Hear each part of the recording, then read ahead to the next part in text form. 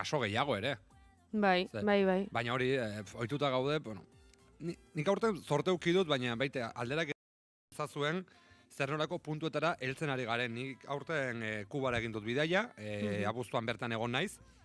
Eta horri esker, saiestu nituen Euskal Herrian eman diren bero zapa bi gutxienez, eta heldu nintzenean, azkenekoak irauten zuen, edo aurretik anitzetan ezakit, baina bakit 3 egon direla aurten hemen, eta nik bakarrik baten erdi bat edo bizi izan dut, nola egongo garen Euskal Herrian, nik bero gutxiago pasa izana edo pasatzeko Kuban hemen baino. Bai, niri ere, eta Kuba beste rollo bat. Eta beroa pasatu dugu, nazkagarria. Baina, batzen nuen amari esaten dut, hemen oso gaizki gaude zatasuna eta ezak zer, eta amak bihartzen zidan herriko termometroko argazkia 39 gradu kostalde Bai, niri ere Kuban zu egon zara, ojala ni ongo nintzateke, bai, jongo nintzateke, Andaluzian egon naiz uda hontan, eta guri ere berdina gertatu zitzaigun, egia gu geundela Andaluzian sute zinguratuta, baina lagunek bidaltzen zizkiguten argazkiak hondartzatik, eta esaten zuten ezke, hondartzan egotea ere insosteniblea da. Esaten duzunagatik, hausartu naiz esatera, aurten tarifa inguruan ibilizarete.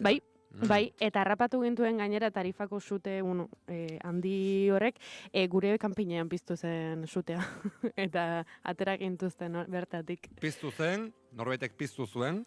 Antzadenez kanpingaz batek hartu zuen sua, eta Levanteko kristona izea zegoen momentu horretan, sute arrisku handia, eta segidan hartu zuen tarifak sua.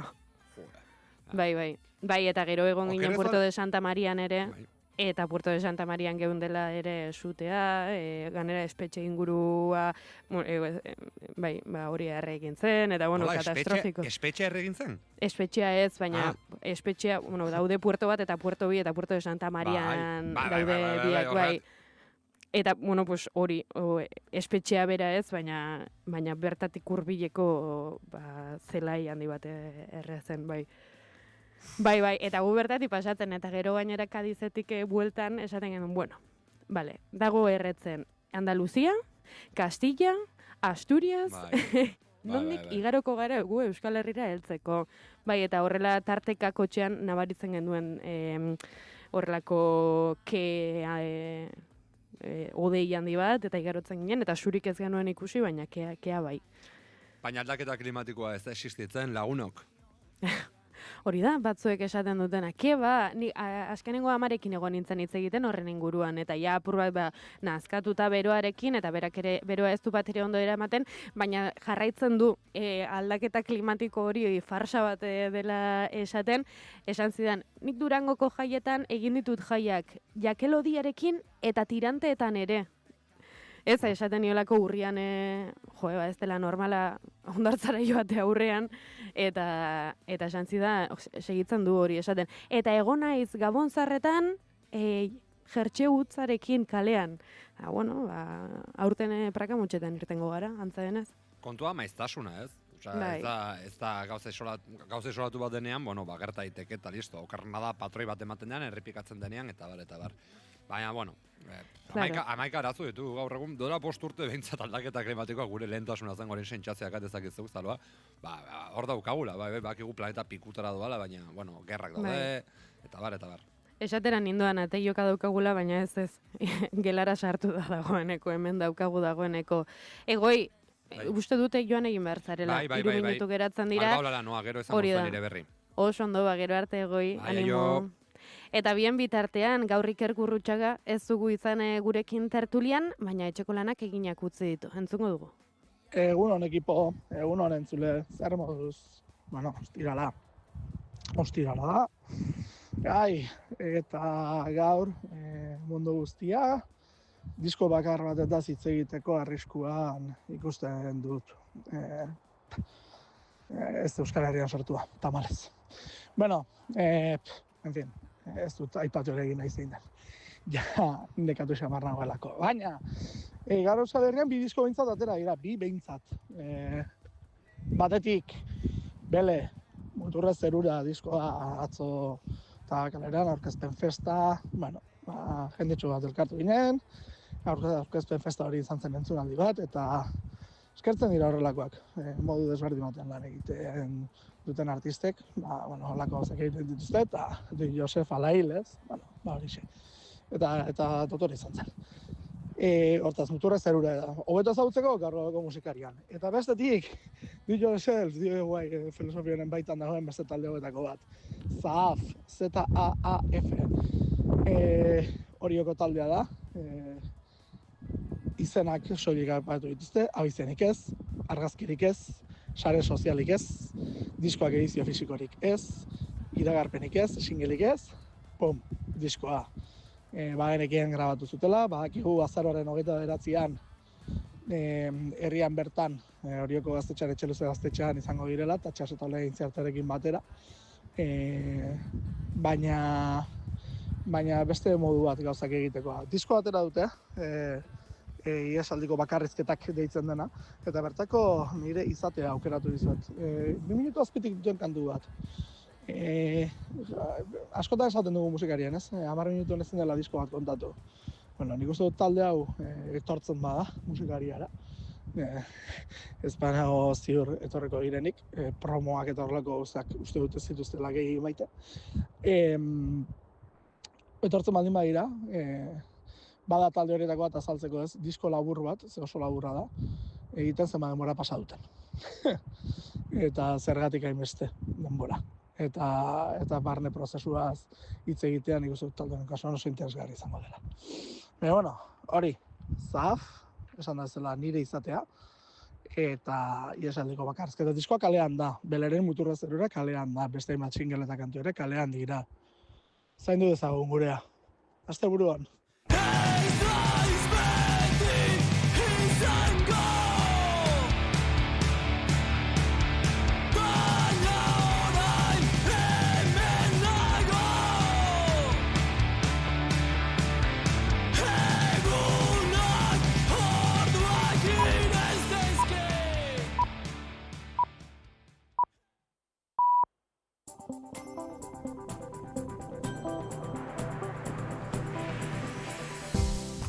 Informazioaren aria, naiz irratian, Pegi Lekuona. Egunon, goizeko 8 dira, ongi etorri naiz irratira. Euskaltzale izatea, euskararen normalkuntzaren alde egotea ez ezik, hizkuntza gutxitu guztien alde egitea dela aldarrikatu dute Euskaltzale erreferente ugarik Arantzazun. Salva Badiola, egunon.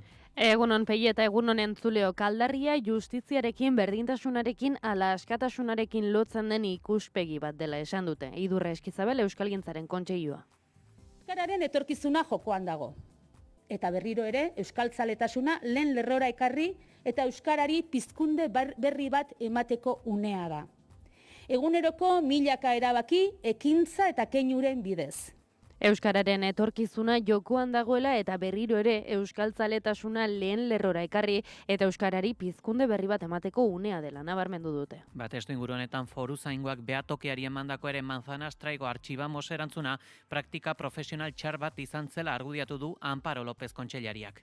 Saben lo complejo que es avanzar y algo en una realidad sociolingüística tan difícil como es el euskera y como es la policía foral. Pero en eso estamos.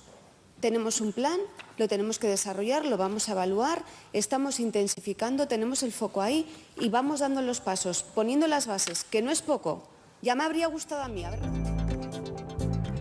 Eta Pradalesek Euskadi euskalduna aldarrikatu arren, Ararteko berria ez dela euskalduna izango deitoratu du Arnaldo Tegik. Hay alguien al volante, porque lo de Ayuso Entzun, Euskadi es euskaldun, muy bonito, pero el Ararteko no es euskaldun. Bai, Bilduko idazkari nagusiaren ustetan, Eusko Alderdi Jeltzaleak ez dauka akordiorako borondaterik eta adibidetzat jarri du PP ala Bilduri aurrekontu berdina proposatu izana. Y hay una cosa que también nos preocupa políticamente. Nosotros tenemos unos presupuestos que podemos pactar indistintamente con el PP que con Bildu. Oiga, pues tiene usted unos presupuestos que yo creo que pasan a pasar a los anales de la ciencia política. Es decir, pensar que tú tienes unos presupuestos que valen lo mismo para Bildu que para el PP, pues alguien me explicara en una pizarra cómo se hace eso.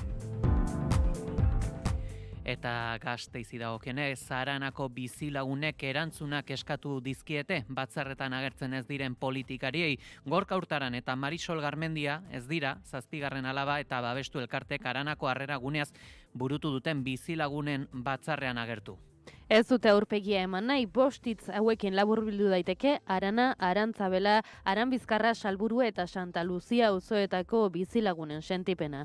Gasteizko 5 auzo hauek amankomunean dute garaiko Arana klinika zena. Bertan, Espainiar gobernuak errefuxiatuentzako harrera gunea zabaldu nahi du. Honek zalantzak eragin ditu eta haserrea gorantzoa ez dagoelako bizilagunentzako erantzunik. Gero jarri zituzten beste itxaki txorra batzuk, adibidez ezin zela jarri nor etorriko den itxaldia egitera, ezin zela egin elizan auzoan ez dagoenean beste leku egoki bat itxaldiak egiteko.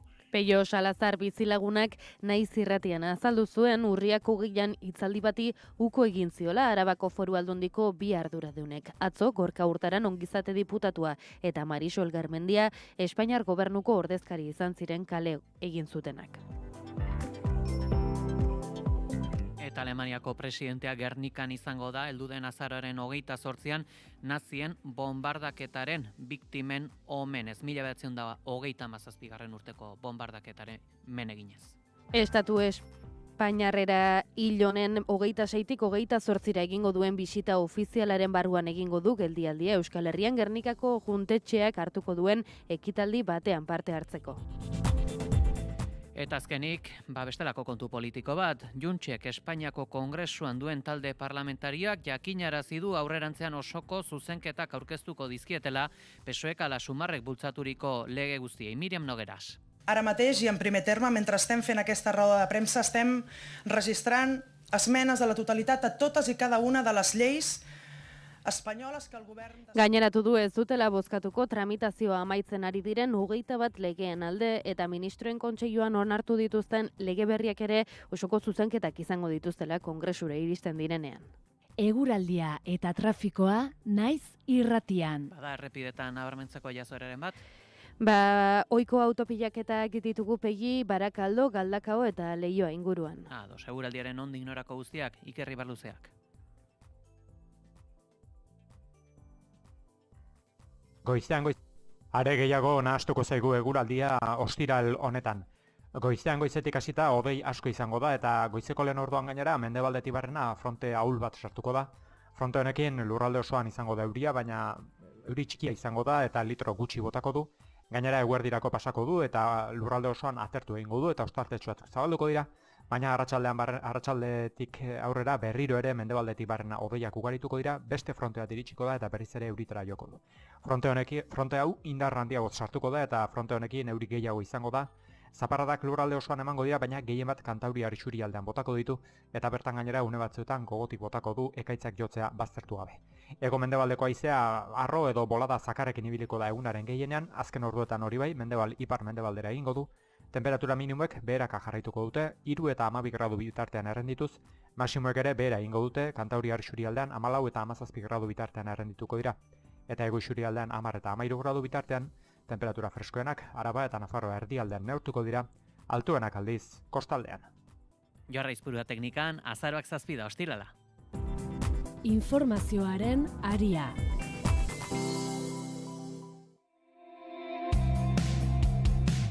Aipatzen genuen, euskaltzale izatea euskararen normalizazioaren alde egotea ez ezik, hizkuntza gutxitu guztien alde egitea dela aldarrikatu dute euskaltzale referente ugarik Arantzazun, justiziarekin, berdintasunarekin, ala askatasunarekin lotzen den ikuspegi bat dela esan dute aldarriaz. Itxaropenerako deia egin dute bertatik euskararen pizkundearen parte izandako hainbat euskaltzale lagun hartuta. Itxaropena egitea dela eta guztion esku dagoela horretan eragitea esan dute. Eta helduden abenduaren 27an Bilbaoarenan pizkundearen lehen txinparta piztera animatu dute jendartea. Idur Eskizabel Euskalgintzaren kontseilua.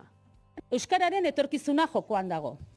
Eta berriro ere, euskaltzaletasuna lehen lerrora ekarri eta euskarari pizkunde berri bat emateko unea da. Eguneroko milaka erabaki, ekintza eta keinuren bidez. Kontseiluko zuzendaritzak idez gain Euskalgintzako ordezkariak bildu dira Arantzazun, euskaltzaletasunaren barreiatzaile eta itxaropenaren edatzaile izan dien leku berezi honetan. Jakinen emaria, euskara batua euskarazko irakaskuntza, helduen euskalduntze alfabetatzea, literatura, ez dokamairu arte plastikoen proposamen abanguardista eta aldi berean herriari lotuak horiek guztiak dute gutxienez erramuin bat Arantzazun. herritar bakarkakoen jardun horren gainetik, euskararen normalizazio eta biziberritzeak ezinbesteko dituela erabaki politikoak. Ofizialtasuna behar duela euskarak iparraldean eta Nafarroa osoan. Eta esia jarri behar zaiola Araba, Bizkai eta Gipuzkoan oldarraldi judizialaren bidez gertatzen ari den desofizializazio prozesuari. Euskara eta euskaliztun komunitatea larrialdi linguistikoan dagoela adierazi zuten Euskalgintzaren kontseilua osatzen duten erakilek orain urtebete. Larrialdi izendapen horrek etxipenetik urrun lehen argizpi bat suposatzen du. Euskararen etorkizuna jokoan dagoela eta berriro ere euskaltzaletasuna lehen lerrora ekarri eta euskarari pizkunde berri bat emateko unea dela nabarmendu dute. Testu inguru horretako beste ezpala bat izan zen Manzanastraigo artxibamos erantzuna, Foruzaingoak behatokiari eman zion erantzuna, hau praktika profesional txarra izan zela argudiatu du Amparo López Barne kontseilariak eta erantzunaz galdetu diote Parlamentuko kontrol saioan. Garazi Castaño. Nafar Parlamentuko osoko bilkuran izan diren aipagaien artean bi galdera egin dira euskararen eta Foruzaingoaren Manzanastraigo artxibamos erantzun entzutetsuaren arira. Urri hasieran polemika piztu zuen euskararen behatokiak salatutakoak. Poliziaren sare sozialetan euskararen erabilera traketsa zuhartarazteko bidalitako komunikazio bati gazteleraz idazteko erantzun zien lehenik Foruzaingoak. Euskarari eutsi zion berriz ere behatokiak eta hura izan zen Foruzaingotik jaso zuten azken adierazpena.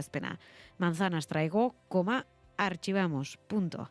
Ostegun honetan gertaeren inguruan galdetu diote Amparo López Barne kontseilariari. EH Bilduk eta geroa baik galdera bana luzatu diote. Gertakizunak norbanako baten jokara ez zuzenarekin lotzeaz gain, kontseilariak berretsi du gobernuan herritarrek administrazioarekin euskaraz aritzeko duten eskubidearekin konprometituta daudela. Hemos tenido avances concretos, seguimos avanzando y queremos garantizar, en la medida de lo posible, por supuesto, la atención efectiva en euskera y la colaboración con Euskaravidea está vigente. El trato respetuoso es fundamental y decir que el Grupo de Comunicación y Participación Ciudadana ya ha trasladado las disculpas necesarias y obligadas al Observatorio de los Derechos Lingüísticos, Behatokia, por la respuesta efectivamente muy inadecuada que se le trasladó. Hildo horretan adierazi du Foruzaingoaren komunikazio eta herritarren partaidetzarako taldean gutxienez euskaraz dakien lanpostu bat egotea ezarri dela, dauden 3 lanpostuetako nahitaezko baldintza gisa. Kontua da egugokideren batek leku aldaketak eskatu ezean, plaza bat utxik geratu arte itxaron beharko dela lanpostu hori betetzen duenak baldintza hori bete dezan.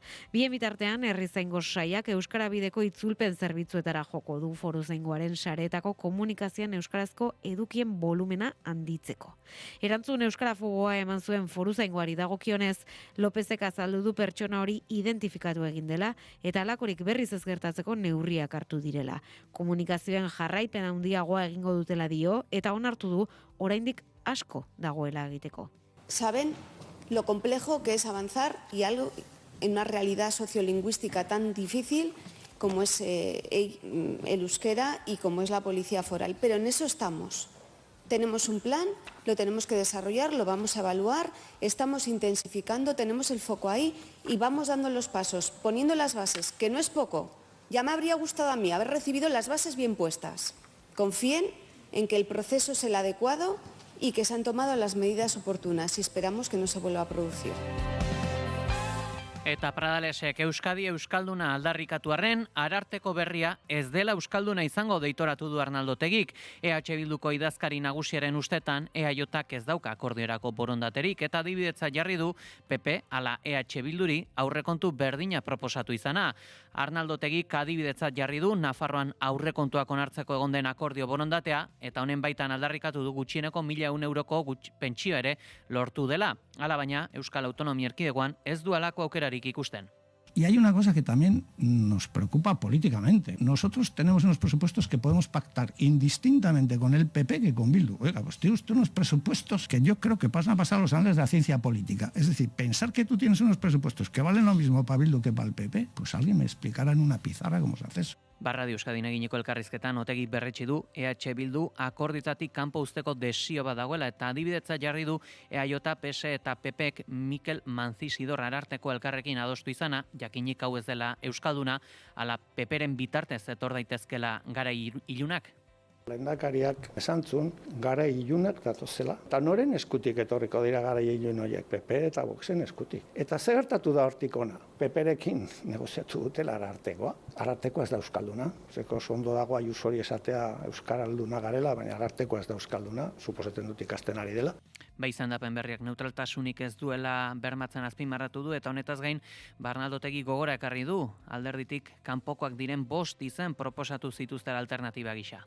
Ninguno de los 5 nombres que pusimos era de Euskal Herria Bildu, ninguno. Y se opta por hacer una apuesta con el PP para nombrar el Ararteko. Alguien tiene mucho interés en que Euskal Herria Bildu no esté en los acuerdos. EH Bilduk eztabaidak gizarteratzen dituela aldarrikatu du idazkari nagusiak eta zentzu horretan ertzaintzak Europako iparraldeko poliziei erreparatu beharko liekela uste du. Adibidetzat jarri du ere Amaia Zabarteren kasua. Denek ikusi ditugu irudiak eta ikusi dugu emakume bat lurrean eta ertzantzak ostikoka. Bueno, horren operatiboaren arduradunak esan du agian harrikada bat eman ziotela. Nik ez dut uste horrek mesede egiten dionik ertzantzari, hori kalte egiten dio. Eta esparru politikotik ere bisita esanguratsua gauzatuko du Alemaniako presidenteak. Gernikan izango da helduden azaroaren 28an 1937 urteko bombardaketaren biktimen omenez. Frank Walter Steinmeier Alemaniako Errepublika Federaleko presidenteak Gernikara joango da azaroaren 28an 1937an Kondor Legio naziak egindako bombardaketen hildako herritarrak omentzeko. Estatua Espainiarrera hil honen 26tik 28 egingo duen bisita ofizialaren barruan egingo du geldialdia Euskal Herrian Gernikako juntetxeak hartuko duen ekitaldi batean parte hartzeko. Informazioaren aria.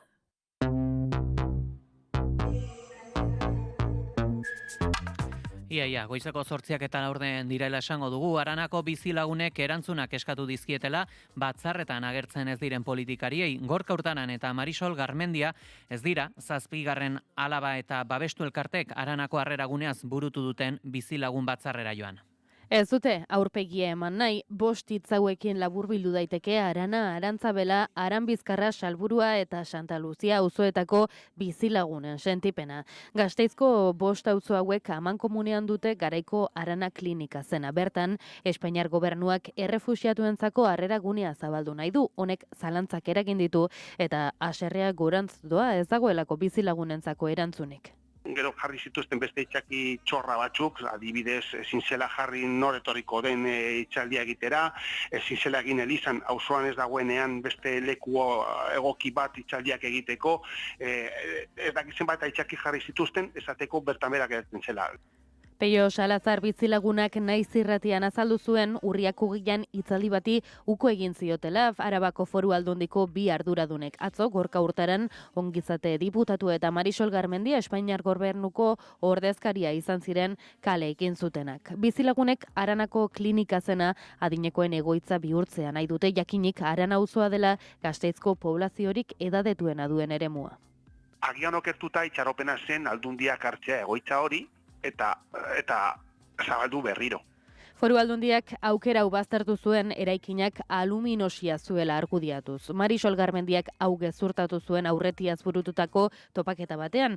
Espainiar gobernuko ordezkarien esanetan eraikina bitan izan da enkantean eta ez du inork erosi. Foru Aldundiak udalak ala Eusko Jaurlaritzak nahi ez bazuten beraien kontua zela zehaztu zuen. Euskal Herria Bilduk eta Elkarrekin taldek proposatu den harreragunea baztertzen dute, ez daude ereduarekin ados, 350 eta 200 pertsonako instalakuntza batek ez duela inklusioan lagunduko uste dute. Rocío Vitore, EH Bilduko eleduna da Gasteizko udalean. No estamos hablando de modelo ni vasco ni no vasco, como habéis dicho. Estamos hablando de modelo para atender a personas. Y eso se les ha olvidado decirlo hoy. No han hablado en ningún momento de personas. Además, es que son personas que vienen de una situación muy grave, en la que su proyecto de vida se ha caído. EAJak berriz Euskal Herrera eredua aldarrikatzen du eta Vox ala Partidu Popularrak errotik moztu nahi dute harreragunea sortzeko aukera. Ahora se quieren desmarcar. Las cosas que nos decía el diputado general de Álava en la Diputación Foral de Álava.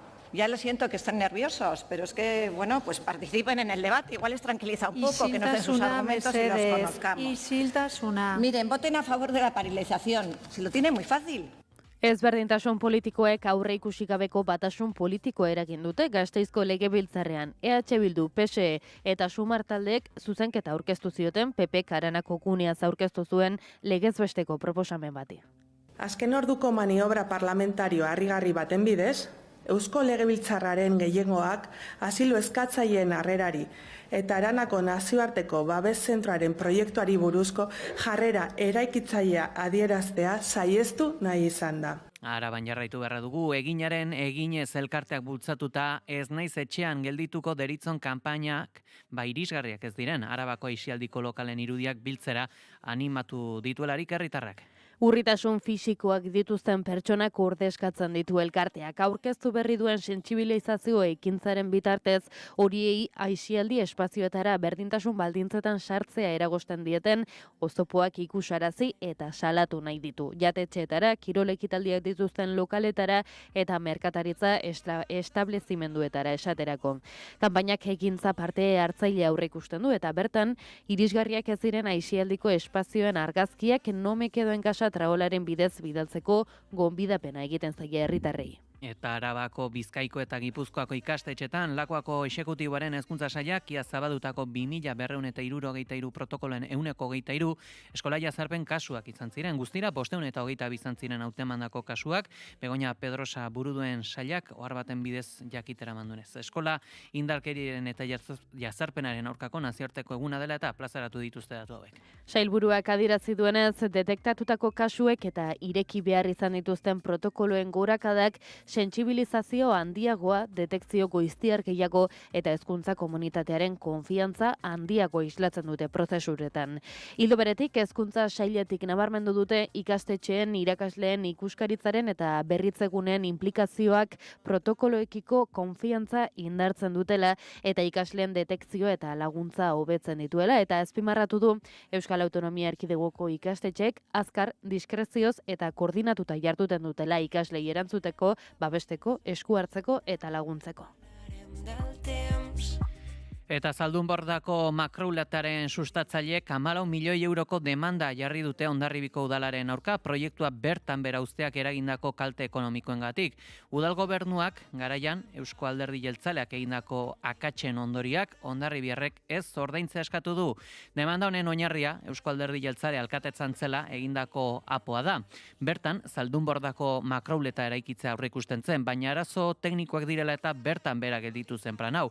Eta ondorietako bat da Zaldunbordako makrouletaren proiektua bideraezina bihurtu zela. Igorren paran Hondarribiko egungo alkateak zuzentzen duen udal gobernuak larritzat jo du demanda aurkeztu izana eta makrouletaren sustatzailei ordaindu beharko bazaie udalak kolpe handia jasoko lukeela gehitu du eta errepikatu du ere Eusko Alderdi Jeltzalearen udal arduradunek egindako akats larrien erantzule ez lukeela egungo exekutiboa udal gobernuak izan behar. Udalak argitu dituen baliabide guztiak jarriko dituela sustatzaile hauen asmoei aurre egiteko eta modu garden bitartez egingo duela prozesuaren urrats guztiak herritarrei azalduta. Goizeko 8:00 dira. Informazioaren aria. Juntzek, Espainiako Kongresuan duen talde parlamentarioak Madrilen jakinarazi du aurrerantzean osoko zuzenketak erregistratuko dizkiela PSEk ala Sumarrek bultzatzen dituzten lege guztiei. Miriam Nogeiras Juntzek diputatuen Kongresuen duen bozeramaileak alderdiak bertan dituen gainerako 7 hautetxiekin batera prentsaurreko eskaini du aurrerantzean osoko zuzenketak erregistratuko dituztela iragartzeko. Ara mateix i en primer terme, mentre estem fent aquesta roda de premsa, estem registrant esmenes a la totalitat a totes i cada una de les lleis espanyoles que el govern de PSOE i Sumar tenen presentades. Gaineratu du ez dutela bozkatuko tramitazioa amaitzen ari diren 21 legeen alde eta ministroen kontseiluan onartu dituzten lege berriak ere osoko zuzenketak izango dituztela Kongresura iristen direnean. Les 9 lleis que ja han passat al Consell de Ministres també tindran la seva esmena a la totalitat quan arribin al Congrés dels Diputats. Pedro Sánchez no podrà aprovar els pressupostos generals de l'Estat espanyol, no podrà aprovar el sostre de despesa que deixa sec a Catalunya i els ajuntaments catalans, com tampoc podrà aprovar lleis com Ley Bolaños o Ley Begoña. Beraz, bere asmoa argi eta garbi uzteko azpimarratu duenez, Espainiako estatuko gobernuak lekekintza ahalmena galdu duela. El govern de l'estat espanyol ha perdut, per tant, la seva capacitat legislativa. Això d'avui, per Sumar i PSOE, és un bany de realitat.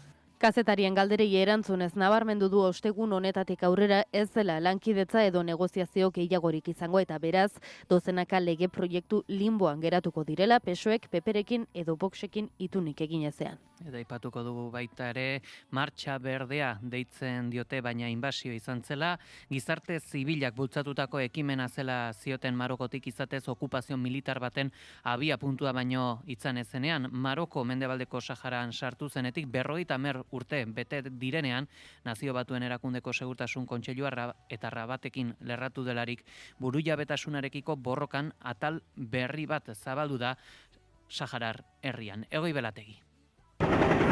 Prácticamente estamos sobrevolando ya la concentración de la marcha verde. Efectivamente, estamos a unos 30 metros de altura y vemos que Mila bederatzeron eta 75ko azaroaren 6an, Hilzorian zegoen franko baten egoera nahasiaz baliatu zen Jasanbigarna Marokoko erregeak martxa berdea agintzeko. Hauxe duzue garaiko Televisión Espainolako kontakizuna. A nuestra izquierda hay unas baterías de camiones, casi todos ellos de color rojo. Vemos que la gente pasea por el desierto, algunos están construyendo vivas en la arena. Herritarren ekimenez jaiotako mugimendu espontaneo izan omen zen, baina Marokoko armadaren kamioiek eraman zituzten bertara. Otros manifestantes hacen grandes colas ante las caravanas de camiones. Parece como si estuviesen en espera del reparto de comida. Martxa berdearena mobilizazio baketsuz kamuflatutako erasoaldi militarra izan zen. Kostaldetik gertu dagoen Tarfaia aldetik sartu ziren milaka lagun, barnealdetik Marokoko soldaduak eta gurdi blindatuak sartzen ziren bitartean. Espainiako soldaduek ihes egin zuten, tiro bakar bat ere egin gabe, euren azken koloniako jatorrezko herritarrak bakarrik utziz, gehienek espainiar nazionalitatea zuten arren. Handik gutxira, Ayun, Esmara eta Dakhla bezalako hirietatik milaka saharar ihes egiten hasi ziren basamortua zeharkatuz eta napalmarekin bombardatzen zituzten bitartean. Herri hau zapalduta bizi izan da ordutik. Erdi bat okupaziopean, beste zati handi bat Aljerian, Tindufeko errefuxiatu kanpalekuetan eta gutxi batzuk barnealdean eusten dute zonalde askean. Ala ardi saqiyatin hamra wa wadi dhahab alam الجمهورية العربية الصحراوية الديمقراطية.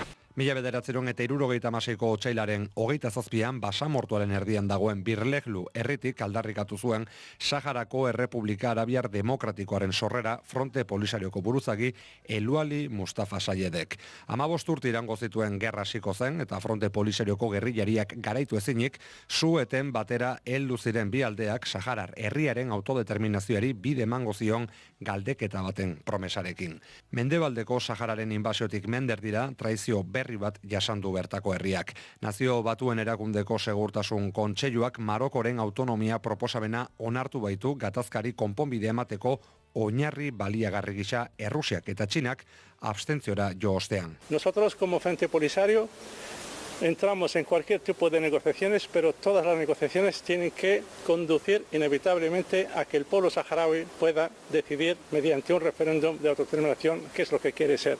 Abdullah Arabi, Fronte Polisarioak Espainiar estatuan duen ordezkariaren arabera, gatazkari amaiera emango dion edozein negoziazioetan parte hartzeko prest daude, beti ere, nazioarteko legedia errespetatu eta Saharar herriak autodeterminaziorako duen eskubidea bermatzen bada.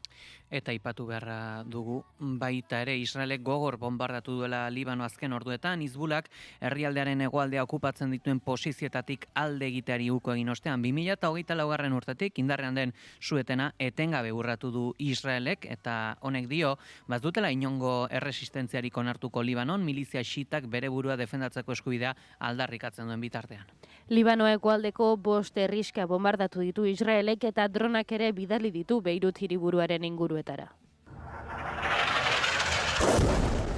Gutxienez lagun bat hilda eraso hauetan. Guztira 320 dira hildako libanoarrak 2024ko amaieran Hizbulak eta Israelen arteko suetena indarrean sartu zenetik. Hizbulari mezua bidali nahi izan dio modu honetan armada sionistak. Mugimendu xiitak bere burua armagabetzeko eta bere posizioak usteko agertu duen oposizioagatik. Suetenak aurre ikusten du Israelek eta Hizbulak Libanoko hegoaldetik erretiratu behar zituztela beren soldaduak eta Hizbulak utzitako lekua Libano armadak hartuko zuela miliziaren armagabetzeari ekin aurretik. Baina Israelgo armadak postu mantentzen ditu oraindik Libanoko hegoaldean eta nahieran bombardatzen du iparraldeko bizilagunak. Testuinguru honetan gutuna bidali dio Hizbulak Josef Aoun Libanoko presidenteari iragarriz ez dutela hitzarmenean jasotako konpromisoekin jarraituko Israelek egiten ez zuen bitartean. Era berean, bere burua eta libanoarrak defendatzeko duten eskubide aldarrikatu dute.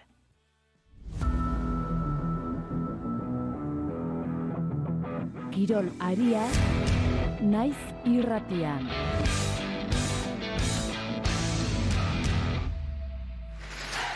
Eta Samames aurrean bilduta Palestinarekin elkartasuna plataformako ordezkariek zein Euskal taldeen animazioko armailek Euskal selekzioaren eta Palestinaren arteko partida probesteko deia egin dute, ofizialtasuna eta resistentzia palestinarraren babes aldarrikatzeko. Palestinarekin elkartasuna plataformako ordezkariek eta indarkorri bultzada txuri urdina herri norte taldea Inigo Cabakas herri armaile iraultza 1921 indar hori beltz indar Baskonia armaginak 1940 eta Southside taldeko animaziozko armailetako ordezkariek agerraldia egin dute ostegun honetan San Mames estadioko zabalgunean. Euskal selekzioak eta Palestinak azaroaren 15ean jokatuko duen partida historikora joatera animatu dute eta era berean 6:30 areatzatik deitu duten kale jirara eta Arriaga plazan ordu batetan palestinar kirolari egingo dien omenaldira batzeko gonbita igorri dute. Ez da egun historiko gisa aurre ikusten den mobilizazio bakarra Gernika Palestina gu ere bai eta gure esku plataformen ekimenez, larunbat horretan bertan 5:30 Arriagatik martxa bat abiatuko da herri libreak Euskal Herria Palestina genozidioa stop lelopean genozidioaren aurkako eta herri azken mundu baten aldeko elkartasun oihu bihurtu nahirik Bilbo. Arratsaldeko ekitaldian San Mamesen Euskal selekzioaren ofizialtasuna aldarrikatzeko eta erresistentzia palestinarrari babesa adirazteko deia egin dute. Gainera, partidako segurtasun buruaren jarrera salatu dute, ibaitik itsasora esaldia, amnistiaren ikurra eta erresistentzia palestinarraren aldeko leloak gaitzetsi dituelako. Eta Europan, bolada onari segida mandio Baskoniak, Dusko Ivanovicen Virtus Boloniari etxean 87 eta 76 irabazita, defentsan erakusitako lana izan da Paolo Galbiatiren taldearen gakoa. Datozen 4 partidak etxetik kanpo jokatuko ditu Saski Baskoniak eta zalantzarik gabe faltan botako dute Buesa Arena etxean 4 garaipen kateatu ostean, baina ACB Ligan eta beste 3 Euroligan.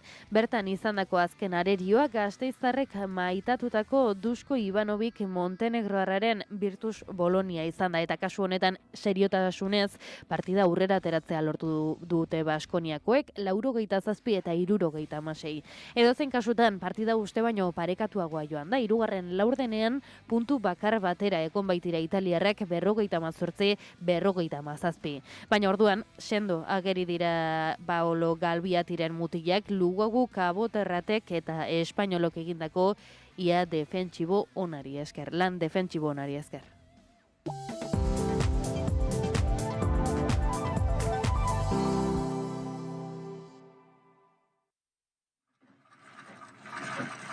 Azaroaren 6tik 16ra, Ariak, erresistentzia istorioen zinemaldia, dokumental emanaldiak, solasaldiak, musika eta askoz gehiago. Hernaniko kulturarteko plaza feministan. Informazio gehiago, ariak.hernani.eus. Hernaniko udala. Euskotrenek jakinarazten du. 60. Behobia Donostiara Euskotrenekin hurbildu eta ahaztu autoa. Azaroaren 9an zerbitzu bereziak kirolekitaldi handi honetaz goza dezazun. Ordutegi guztiak webgunean eta aplikazioan. Euskadi ondo mugitzen da. Euskotren, Eusko Jaurlaritza. Badator Hernanikomik. Hernaniko zer? Victor Hugoren drama historiko ospetsua? iraultza erromantikoaren lerketa markatu baitzuen. Honako honek erromantikotik bazeukan bai, baina dramatik gutxi. Izen bereko Giuseppe Verdiren konposizio arrakastatsua bestela? Venezian estreinatua, historiako lehendabiziko opera grabatua izan dun. Otz. Ze hostia ospatuko da orduan azaroaren 21 eta 22an Hernaniko atsegindegi plazan. Jakin nahi, tira. Hernanikomik, 4. edizioa aurten. Aurkezpenak, erakusketa, azoka, kontzertuak, zirriborroka, bertso marrazki afaria, sariketa, latza. Zatoz, zuere, Hernanin azaroaren 21 eta 22an. Antolatzailea, Hernaniko udala. Euskal Kostaldeko Geoparkea, patxadaz ezagutu nahi? Deskubritu ezazu oinez Geoparkeko birari esker. 3 etapa, 3 herri eta munduan bakarra den flixa. Debako, Mutrikuko eta Zumaiako itsaslabar eta mendi ikusgarriak zain dituzu ibilaldia aztezin batean. Sartu geoparkea.eus elbidean eta hasi abentura prestatzen.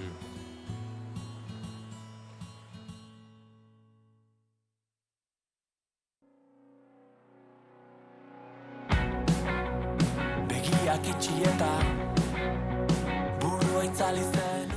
Kaixo, Iker Gurrutxaga naiz. Eta ni Iraia Kanbra. Eta entzuten ari zaretena, Eren egun taldearen atzera begira diskoko eraman nazazu kantua da. Ostiral honetan, euren lan berria ezagutzera gonbidatu nahi zaituztegu. Taldearen kontzertu akustikoa eta solasaldia izango dira azaroaren 7 honetan. Antiguako Txantxarreka gaztetxean 7:00 aurrera. Eta bertaratzerik ez baduzue, piztu naiz irratia eta jarraitu zuzenean. Zeinena zen aukera, gutxienekoa zen, oraintxe daukaguta azkena. Nazkatuta zaudela oiukatzen dirazo, baina begiak ez diote hori, egia ote da dena amaitu dela. Mundua hankaz gora jartzen baduzu ere, itzuliko zarela zinegin, baina bestela eraman ezaztu zure. Naiz irratia.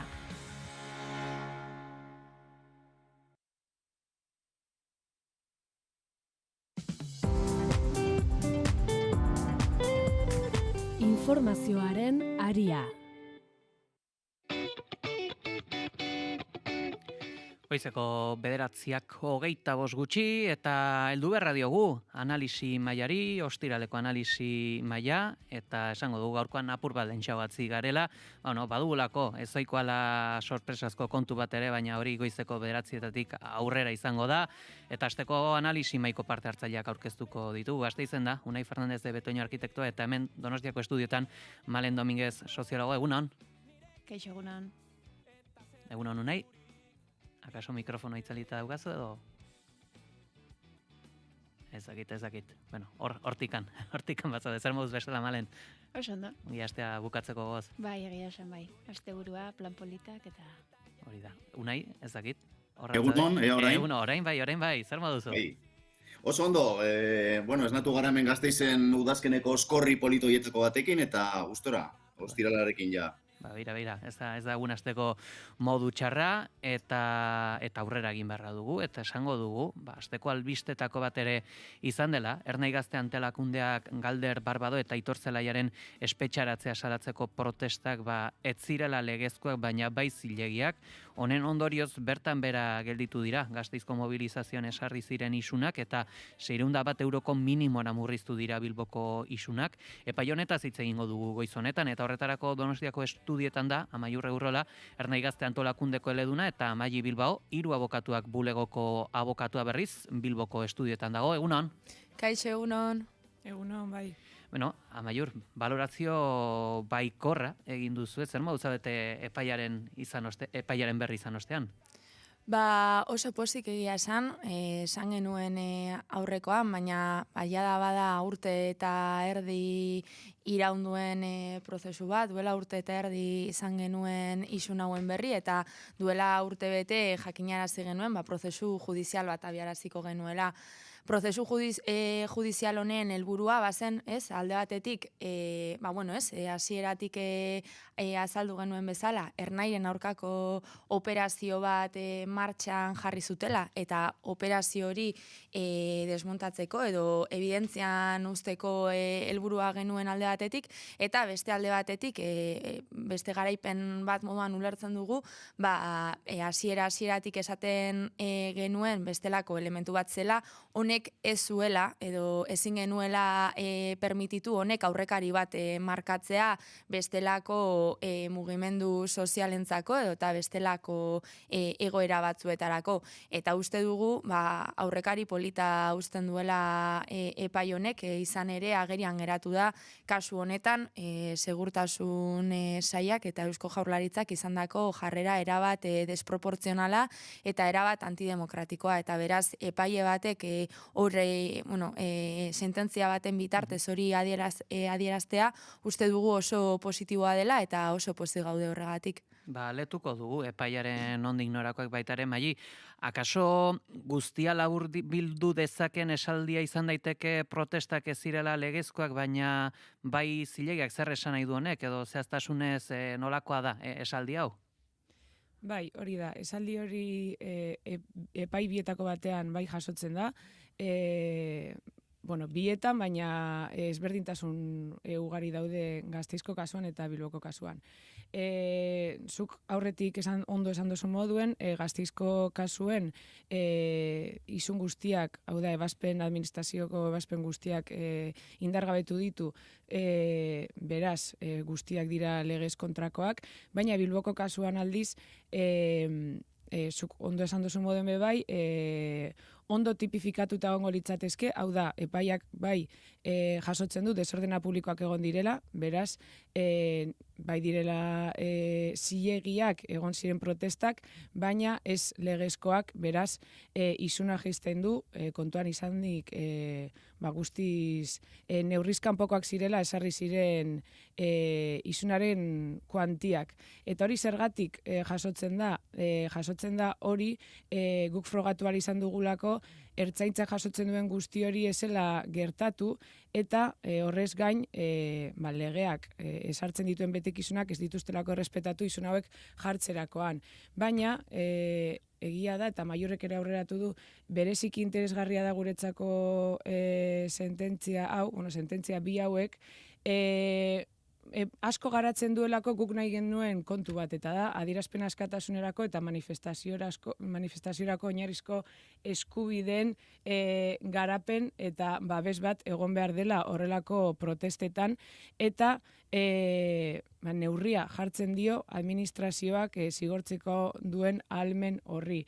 Eta talka horretan betekizun asko daudela bergorazten dio berriz ere administrazioari, eta hauek ez dituztela kasu honetan bete. Baina bai, oso adibide ona da guretzako juridikoki sententzia eta epaiketa hauetan landu dena, kontuan izanik epaitegietara jo behar izan dugulako epaile batek esan behar izateko protesta eta komunikazio soziala helburutzat zituen ekintzak zirela, eta horrek bereziki babestuta daudela Espainiar Konstituzioaren arabera, eta horregatik zilegiak direla. Asteazken honetako prentsaurrekoan ere, zehazki esan zenuen, orain aipatzen zenuen bezala, ertzaintzak esandako hori ez dela gertatu. Zer da ertzaintzak esandako hori? Ze egitate deskribatu zituzten? Beraiek oinarritu dute ondoren jarritako ebazpena edo izuna kasu honetan gertatu esen bide mosketa eta trafikoko eta ordena sozialeko ezoiko egoera batetan. Hau da, eurek deskribatzen dute egon zen kolapso, beraien hitzetan kolapso zirkulatorio hori eman zela, inolako beste frogabiderik aurkeztu gabe, Gasteizko kasuan ere esaten dute protesta horretan parte hartu zutenen jarrera beste modu batekoa zela, askoz ere violentoagoa, errepidea moztu zutela, eta guk frogatu ahal izan dugu, bai Gasteizko kasuan errepidea moztu zela, baina ertzaintzak horrela erabaki zuelako, protesta bera ezelako errepidean egin, eta Bilboko kasuan aldiz, beraiek deskribatzen duten ordena sozialeko edo egun horretako egunerokotasuneko alterazio hori ezela gertatu frogatu ahal izan dugu, eta egon zen bide mozketa hori beraiei zaiela egosgarri, eta oso interesgarria da. Ze kasu honetan, ertzaintzak erabaki zuen hasieran egon zen mobilizazio horretan egia da, errepidean egin zela, mobilizazio baketsu bat izan zen, errepideko 3 karrilak oztopatzen zituena, baina ertzaintza hasieratik bertaratzen da lekuan, eta ertzaintza dagoen momentutik aurrera ertzaintza bera da errepidea mozten duena, eta ordu luzez erabakitzen duena errepidea moztuta izatea, eta adibidez identifikazioak errepidean egitea, banaka eta bar. Hau da, guk planteatu izan dugu epaiketetan, garrantzitsua dela neurtzea, ze puntutatik aurrera den egosgarri herritar bateri egiten duen edozein egitate, eta ze puntutara arte leporatu alzaion administrazioa, kasu horretan ertzaintzak, hartzen duen erabakia. Kontuan izanik, beste kasu batzuetan, guztiok dakigun bezala, baina, prozedura honetan beste espediente administratibo batzuk aurkeztu ditugu, non bai leku berean Bilbon, hau da Eliptika plazan, egon diren horrelako mobilizazioetan edo protestetan, hau da pertsona batzuk errepidean eserita gobernu delegaritza aurrean protesta bat eginez, ertzaintzak bertaratu eta 2 pertsona identifikatu izan ditu, 600 bat kantitateko isuna jarri, eta beste guztiak desalojatu ditu, edo ez dira horrelako isuna jarri. Orduan, zergaitik kasu honetan erabakitzen dute gazte guztiak bertan izatea ordu luzez, guztiak identifikatzea, eta gero ondoren gainera beraiek eragindako bide mozketa leporatzea, eta hori arrazoia izatea 2.500 euroko isuna jartzeko. Argi eta garbi beste jarrera bat dago, jatorrian egoera berdina zegoenean. Eta ikertu ahal izan da bi egiteko modu ezberdin horiek nork agindu zituen? Bai, agindu hori eman zituen bai subkomisario eta komisarioa epaiketan egon dira lekuko bezala. Eta beraiek dira atestatu polizial oso luzea sinatzen dutenak eta idazten dutenak. Beraiek argudiatu izan dute hasieratik, hori dela ertzaintzaren jarduteko protokolo seguruena, eta arrazoi horren ondorioz erabaki zutela hori. Amaiur, protesta egitea eztabaidan izan den azken hilabete hauetan, akaso aintzat hartzeko epaia ere bai da, sektore sozial ezberdinetarako, akaso? Noski bai, eta guk hasieratik esaten genuen, ez? Honek operazioaren erroa edo helburua bazela gazteria independentista isilaraztea, eta beraz Ernai Gazte Antolakundea kasu honetan gazteria independentistarientzako eskaintza zabala egiten duen bai antolakuntzarako, bai mobilizaziorako antolakundea kolpatzea, ez? Eta hori zela operazio honen helburua. Eta gainera, guk prozedura judiziala aurrera eramatea erabaki izan ez bagenu, arriskua zegoen baita ere, horrelako jardunbideak sistematizatzeko edo eta bestelako kasu batzuetan ere horrela jardunalizateko. Eta uste genuen, eta duela urtebete prozesu hau abiarazteko erabaki hartu genuenean, pixkat horretan oinarritzen ginen, ez? Hau da, guk ezin genuela permititu edo gure eskuetan zegoen hori egin behar genuela. Alde batetik, bai gure aurkako operazioa esan dudan bezala desmantelatzeko, eta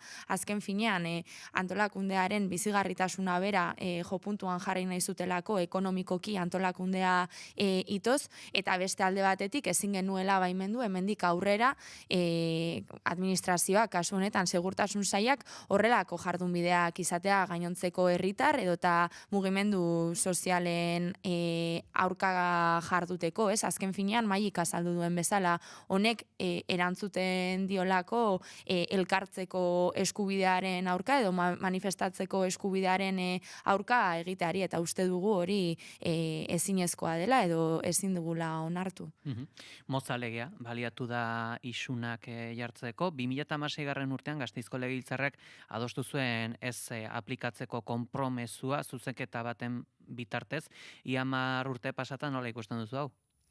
Bai, hasiera batean ere esaten genuen, ez? Euskal Herrian bazegoela gehiengo sozial bat, eta baita esan duzun bezala, ez? Gasteizko parlamentuan antza bazegoen gehiengo bat, mozalegearen aplikazioa bera zalantzan jartzen zuena, eta uste dugu, badela garaia eztabaida honi heltzeko, eta bai lege hau zein, joan den urtean egon zen lege honen moldaketa bat, eta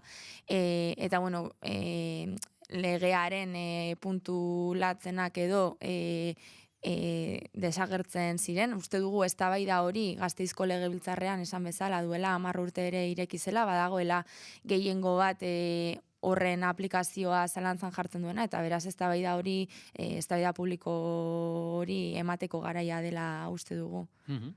Akaso eskatuko duzue hori bera horretarako ekimenen batekin, edo? Ikusiko dugu aurrera begira, guretzako orain, epai honek edo bi sententzia hauek esan dudan bezala badira aurrekari bat eztabaida horri heldu ahal izateko, edo behintzat legearen aplikazioa eta aplikazio modua, eta beraz administrazioaren jardunbide hori zalantzan jartzeko, eta uste dugu horren gaineko gogoeta bat eman beharko litzatekela.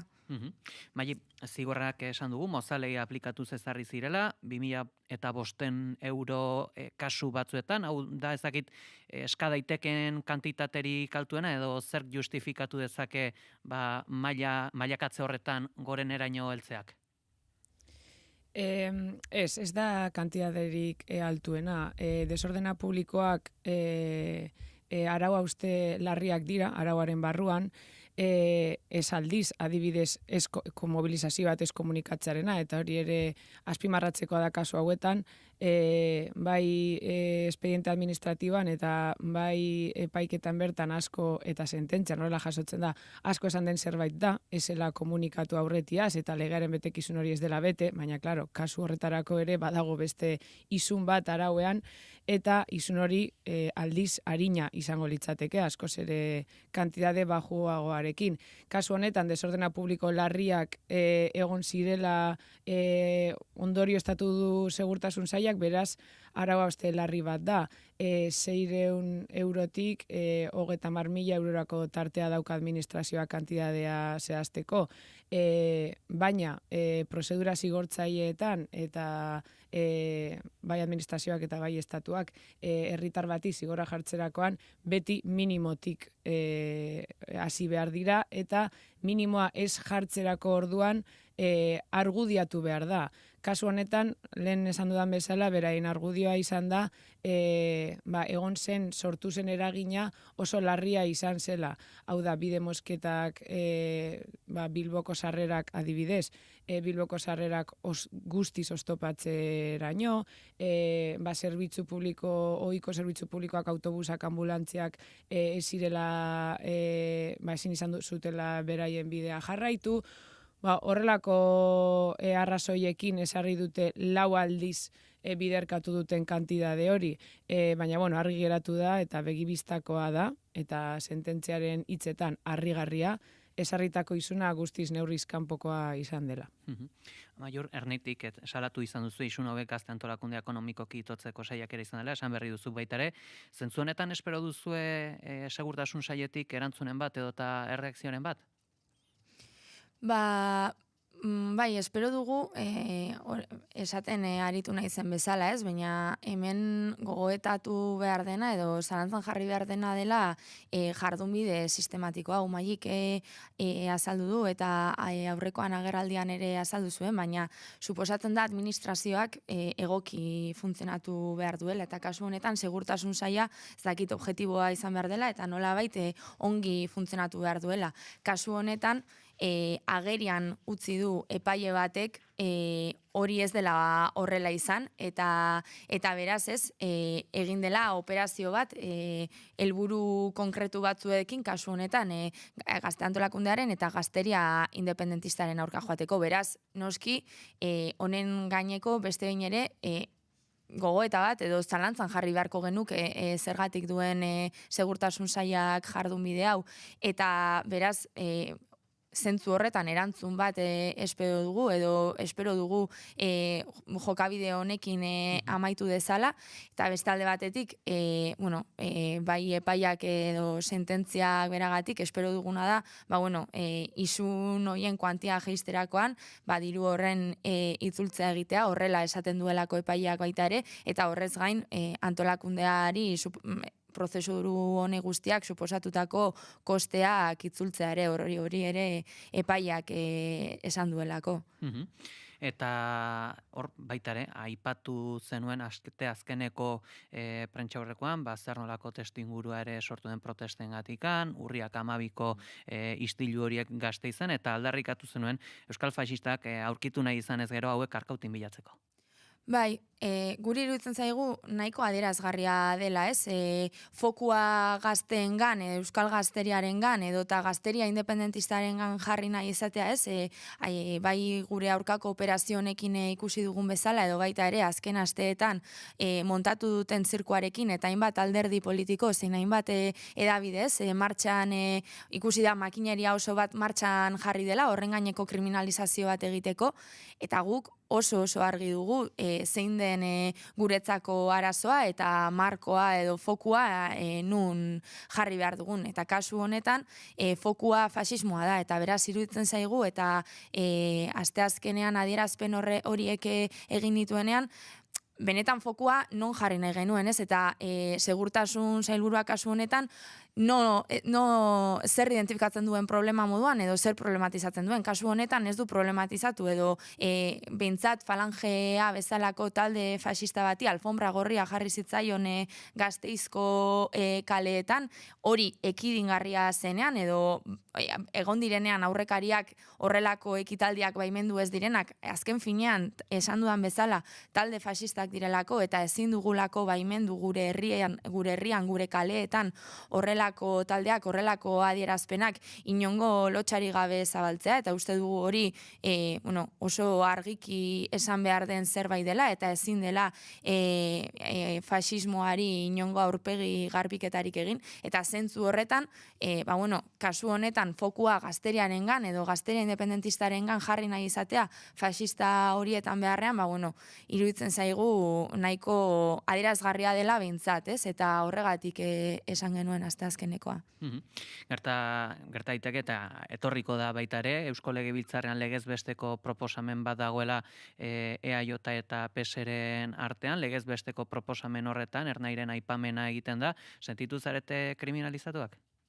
Bai, beste behin ere, ez, esaten dugun bezala, eta kriminalizatuak, eta batez ere fokoa non jarri nahi duten beste behin ere, ez, eta hemen guk oso argi dugu zein den arazoa, eta arazoa ez da gazteria, arazoa ez gara gazte independentistak, arazoa faxismoa da, eta beraz beste batzuk foku hori desbideratu nahi dute, eta agian beraiei galdetu beharko litzaiek, zergatik desbideratu nahi duten foku hori, eta zein helburu duten horren atzean. Zer espero duzue Legebiltzarrean legez besteko proposamen hori eztabaidatzen den uneaz? Ez dakit, ez, nola joango den. Guk espero dugu, orain arte esan dudan bezala, bai gure epaiak baita euskal jendartean ere piztu den eztabaida horrek balantze edo egitea, edo beste alde batera biratzeko aukera ematea, kalean eta jendartearen artean argi antzematen delako zein den arazoa edo zein den jendearen nahia, ez? Eta hemen arazoa uste dut guztiok antzematen dugula, ez garela gazteak, ez garela gazte independentistak, eta arazoaren erroa faxismoa dela. Probestu beharra dugu, aholku tekniko eskatuz, falangeren mobilizazioaz esan zen, hau ezin zitekela bertan bera utzi, manifestazioaren eskubide konstituzionala delakoan, ezakit, abokatu bezala daukazun iritzia jakin nahi dugu, administrazioak zerbait egin zezaken kasu horretan? Nahiko galdera komplejua da. Egia da, lehenengo aztertze bat eginez, mobilizazioak ez dira baimentzen, bale? Aurretiazko komunikazio hori ez da lizentzia bat izango balitz bezala administrazioan. Kontuan izan da, funtsezko eskubide bat dela manifestaldirakoa eta batzekoa, beraz, komunikazio bat da. Hau da, administrazioari komunikatu egiten diogu hori egingo dela. Gero arazoren bat egotekotan adibidez leku horretan hiri antolamendua dela eta bertan bera geratu daitezke mobilizazio horiek.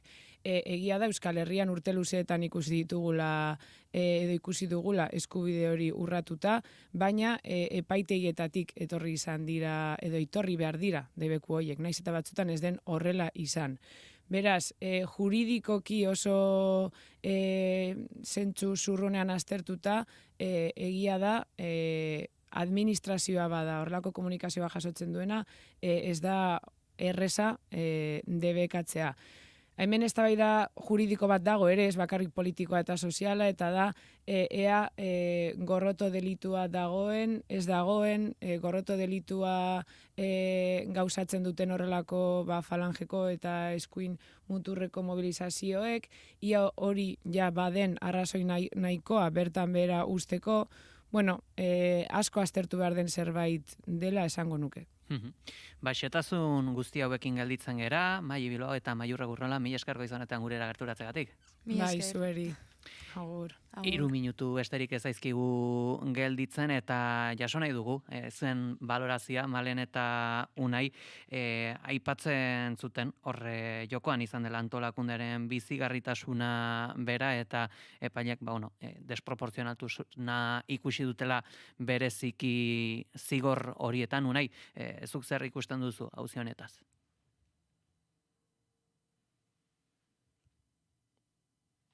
Unai? Bueno, badirudi arazoren bat badaukagula mikrofonarekin edo Malet zuri pasako izugu txanda. Bueno, nire ustez ez da ezer berria Euskal Gazteriaren aurkako jo puntu hori bertan kokatzea eta are gehiago ernai antolakundea eta gazte independentistak tartean daudenean areagotu egiten da gazteen aurkako kriminalizazio hori.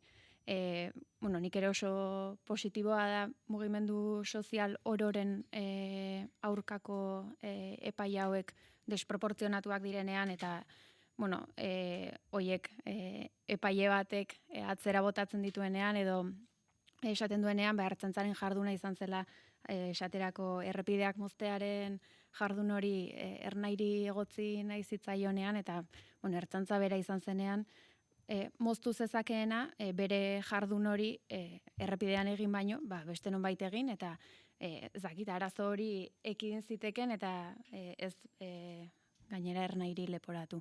Nire ustez erroa hemen faxismoan dago eta duela pare bat aste uki genuen naziometroaren jardunaldia eta hor hitz egin genuen jarrera erreakzionarioen inguruan eta azkeneko inkestan Euskal Herritarren 60%, ia 60%, antzematen du bere inguruan jarrera erreakzionarioak areagotu direla. Eta espreski migrazio eta aniztasun kultural eta feminismoaren bueltako gaien inguruan. Eta orduan, hau diot, ez delako kasualidadea, inkesta batek datu horiek erakutsi eta gero ikustea sozialkin nola babestu edo ez diren kriminalizatzen moralki ondo ikusiak ez dauden jarrera erreakzionarioak, gure askatasunen kontra egiten dutenak, Euskal Nazio ez dela esaten dute, eta gero askatasunen alde egiten duten mugimendu horiek nola kriminalizatzen diren. Oso paradogikoa da egoera, nik behintzat, marko berare barruan kokatzen ditut eta zentzua hartzen dute, baino ez da ulergarria egoera bera. Horrengoan zorta daukagun Unai? Badirudi Unairekin bat egiteko arazoren bat daukagula. Goizeko 9:00 dira. Informazioaren aria, naiz irratia.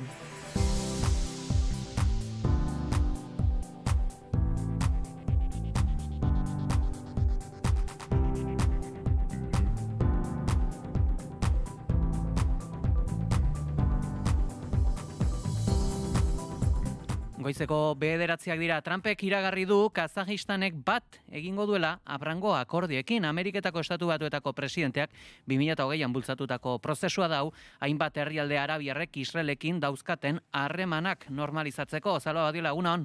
Egunon Pegi eta egunon entzuleo. Kazajistango gobernuak azaldu duenez, Abrango akordioekin bat egitea Kazajistango kanpo politikaren ibilbidearen jarraipen natural eta logikoa da. Elkarrizketan, elkarrikiko errespetuan eta eskualdeen egonkortasunean oinarrituta. Hala ere, iragarpena ez da etxe zuriak zabaldu duen bezain ikusgarria, izan ere Asiako erdialdeko herrialde horrek Marokok, Arabiar Emirerri Batuek, Bahreinek eta Sudanek ez bezala harreman diplomatikoak ditu jada Israelekin. Bere erabakia Trumpen politika babestea da, aldaketa diplomatiko handia baino gehiago. My strong belief that, Mr. President, you are the great leader, statesman, Eta hori islatuta ikusi da Kasim Jomart Kazakistango presidenteak esan dituenekin. Donald Trump agintari ona dela, zentzu komuna eta tradizioa ekarri dituena, eta herrialde askotako milaka pertsona oso eskertuta daudela berarekin. Bestalde, Ameriketako Estatu Batuak ere Siria presionatzen aritu da, eta Ahmad al-Shara presidentearekin astelenean bilduko da ekimen diplomatiko honekin bat egin dezan. Damasko oso egoera ahulean dago, eta horren ondorioz Israelek bere lurraldearen zati handi bat inbaditu, bombardatu eta mehatxupean jarri du.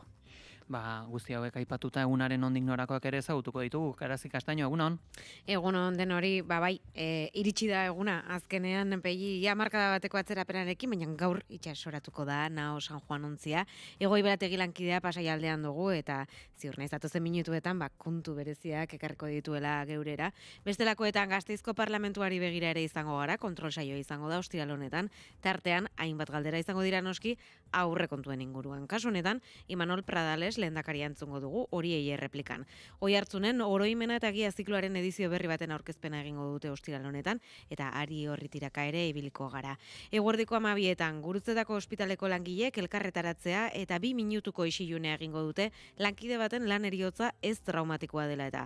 Ordu berean, Naturklimak eta Gipuzkoako Aldundiak 2025ko klima aldaketaren inpaktua eta arekiko kalte beratasunaren txostena aurkeztuko dute. Azkenik, hiriburuan, Donostia Behobia lasterketaren aurkezpena egingo dute igande honetan izango da urteko kirol zita garrantzitsua eta urtero bezala milaka lagun espero dira, beraz asteburu osoan zehar Donostialdea eta inguruetan. Gaur hasiko da Lurramaren 20. edizio borobila izango du laborantza herrikoi eta iraunkorraren festa handi honek.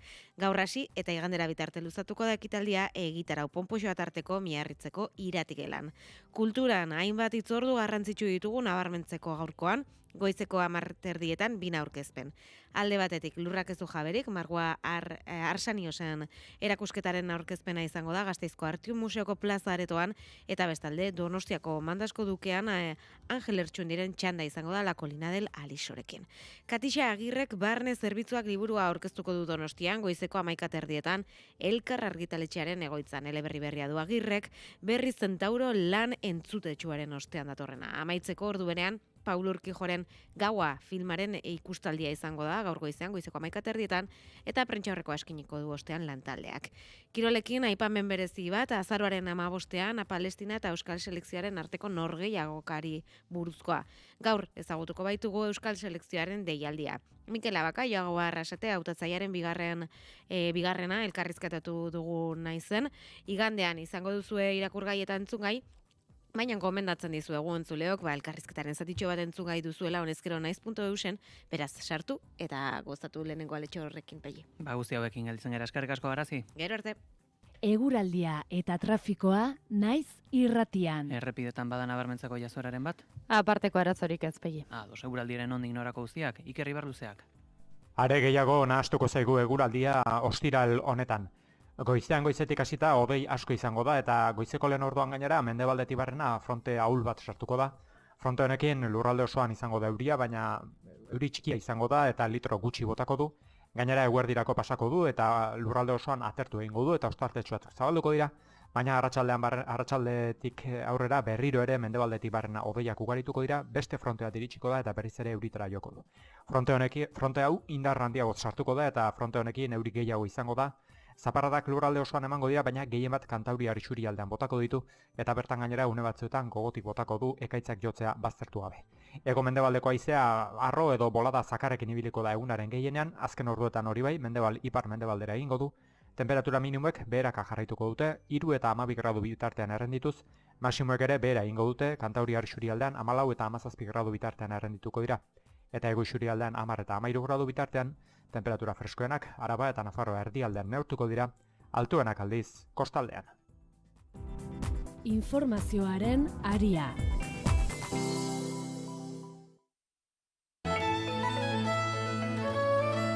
Badira galdu behar ez ditugun gauzak, gure lurra, gure ohiturak, gure kultura.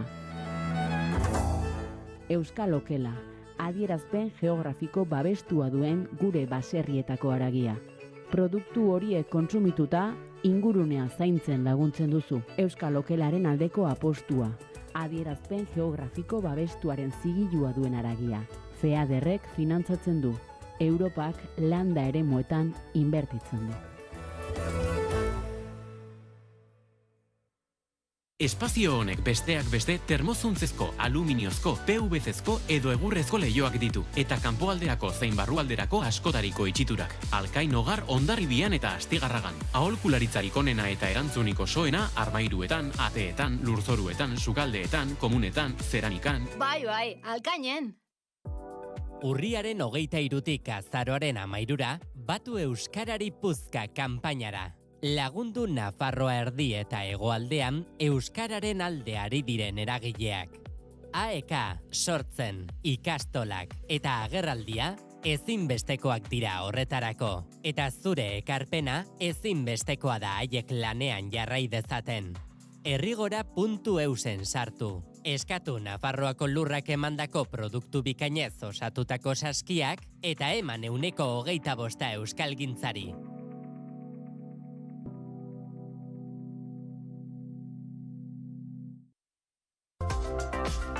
Kultura eta hizkuntza politika sailak hizkuntza politikarako sailburu ordetzak diruz lagundua.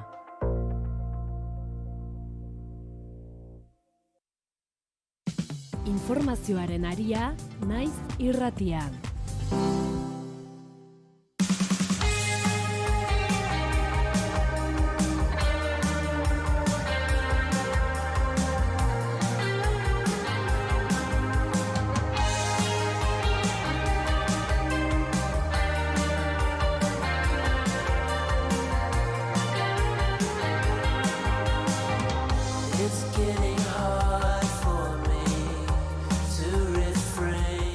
Goizeko 9:00 eta 9:00 hementsen jarraitzen dugu naiz irratiko informazioaren arian, analisi mailaren tenorean, Malen Dominguez eta Unai Fernandez Betoño dauzkagu gurekin eta izan ditugu gurean Ernai Gazte Antolakundeko kideak eta baita Maili Bilbao abokatua.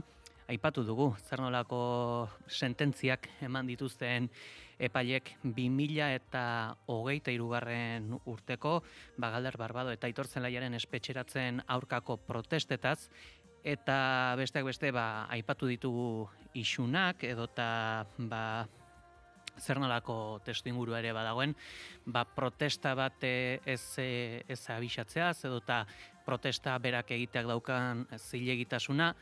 Unai, lehen ezin izan dugu konexioa txukun egin, eta orain pentsatzen dut konpondu dagoela arazoa. Ezakit, zuk nola ikusten duzu auzi hau? Bai, bueno, nik uste oso pertinentea izan dela urriaren 12an gertatutakoekin alderatzea, ezta? Eta zentzu horretan, oso tristea Jaurlaritzaren eta Ertzaintzaren jokabide ezberdinak kasu batean eta bestean, eta nik uste horrek azalerazten duela hemen bulkada ideologiko bat ere egon dela, eta azken urteetan ikusten ari gara, hasierako urteetan bake prozesua oztopatu nahi izan zen bezala, eta hori kokatuko nuke Ernairen protesten jatorrian, ez da, zuk orain aipatu dituzun Galderren eta Aitorren atxiloketa horiek, etaren azken ekintza armatuatik 10 urte jada pasatuak zirenean, eta orain bulkada ideologikoak dira pixkat etengabe igatzea ezker abertzalea eta kasu honetan gazte erakundea lotuz beti ere iraganeko ekintza horiekin. Eta nik uste, zoriontzekoa dela Ernairi lortu izan duela, 300.000 euro horiek ia, lau aldiz txikiago eta are gutxiago, ze Gasteizko zigorrak bertan bera gelditu dira, lortzea, azaleratzea ertzaintzak gezurra esan duela, eta zentzu horretan nik uste dute Jaurlaritzak azalpenak eman beharko lituzkela, eta azaltzea zergatik orain denon artean ordaindu behar ditugun beraien epaiketa hoien kostuak, ezta? Nik uste, larria dela gertatu dena, baina, ea ez den errepikatzen eta ea Ernaik jarraitzen duen, halako protestak egin behar dituenean. Orain, aipatu dugu, Gasteizko Legebiltzarrean eztabaidatuko den legez besteko proposamen hori, bertan aipatuko da, faxismoa, antifasismoa, protesta, ezakit, zentzu honetan, galdetu diogu ere, Amaiur Egurrolari, ea erantzunen bat edo, espero ote duten, zuek zerbait espero duzu, Malen? Bueno, ni, nahiko nuke, mugimendu sozialen aldeko ebazpen batean bukatzea. Fokoa, nik ontzat jotzen dudan fokoa jarriz dela faxismoa kriminalizatzea eta faxismoaren aurka borrokatzen duen oro, ez izatea jazarria poliziaren gandik, Gasteizen gertatu zenaren kasu. Nik uste dut hemen, askotan gertatzen da, eztabaida desbideratzen dela, eta, eramaten dute, jokatu nahi duten, joko zelai horretara, eta nik uste dut, eta azken aste hauetan ere aipatzen ari den kontu bat da, polizia ereduarena. Azken finean, erdigunean jarri behar den kontu bat da, lehenago edo beranduago, modu batean edo bestean, baino hitz egin beharko da, zergatik poliziak eta kasu honetan ertzantzak besten dituen urriaren 12an kasu falangea eta kriminalizatzen duen antifasismoaren mugimendua bera. Eta kasu berean Gasteiz eta Bilbon Ernaik mobilizazioak egin zituenean. Orduan nik uste dut, ondo dagoela honetaz hitz egitea, baina ahaztu gabe hau gurutzatzen duten bestelako eztabaida asko ere badaudela, eta etorkizunean inpaktoa izango duela, dela polizia eredua, goitik bera eraldatu behar dela. Unai? Nik uste dute, ekidistantzia triste bat ikusiko dugula EAJ eta PSR-en partetik, ezta? Sentsazioa daukat jarraituko dutela, lehen esan bezala, igatzen saiatzen ezker abertzalea, eta horretarako, ekidistantzia batean kokatu behar dute, ez, fasismoa eta antifasismoa. Nik uste nahiko lotxatuta egongo zirela frankismoaren aurka borrokatu zuten EAJ eta PSko militanteak, horitzarrez, badiri uste dute, hendik boska bat lortu ditzaketela, eta zentzu horretan parametro horietan kokatuko dela eztabaida. Goizeko 9 eta 4 direla, iaia, bestelako kontu bat ere aipatu beharra dugu, gure estudioetatikan kanpo joan beharra daukagu, lehen aipatzen genuelarik, gaurkoan San Juan Baleontziarentzat egun handia izango dela, ura hartuko du ostiral honetan Pasaian, kroskoa eraikitzeko lanak amaitu direlako duela, 10 bat baino gehiago berreraikitzen hasi ziren, 16. mendeko baleontzi hau, eta ondorengo 45 minutuetan honi buruz hitz egingo dugu. Egoi Belategi lankidea San Pedron daukagu, Albola inguruan, egunon? Egunon, Pegi. Nondik antzabiltza? Orentxe bertan, esi txiki batek banatuta soilik San Juan Baleontziaren azpian naukazu, Pegi, eta degarria, ezen beste eslora luzeragatik, baizik eta altoragatik, dana prest, itxasontzi izugarri hau, uretaratzeko, bai. Eta zein da bertako giroa, badago jendetza edo bizilagunak kuriositatez dabiltza handikan pasioan edo? Bai, Pegi, bai, ongi ezagutzen dut inguru hau normalean, pasorako oiko zonalde izaten da, bai San Pedrotarrentzako, bai inguruan bizi den jendearentzako, normalean turistek kanporantz begiratzen dute, itsasorantz eta bar, baina gaur ikusten ari garena bai bertakoak, baita kanpotarrak ere danak, oi baino jende gehiago gainera, baina danak eskuinerantz begira doazela burua altxatuta, jakin badakitelako gaur San Juan Baleontzia ureratuko dutela zuk esan bezala. Ba, pixkat esaten genuen, egun handia gaurkoan San Juan ontziarentzat, itsaso aukituko dugu lehen biziko aldiz egoi. Hala da bai, Donostia 2016 Europako kultur hiriburutzaren proiektu emblematikoenetako batek zorroztasunez eta pazientziaz berreskuratu ditu duela 5 mende erabilitako herriberako arotzeria teknikak. Ontziko pieza bakoitza eskuz egin dute Euskal Ontzigilei ospe eman zieten jatorrizko metodo berberak jarraituz. Kroskoak, esan bezala erabat amaituta, inflexio puntu bat markatzen du 1978an, Ternuako Red Bain aurkitutako jatorrizko pezioaren azterketetan oinarritutako berreraikuntza zientifikoaren prozesuan.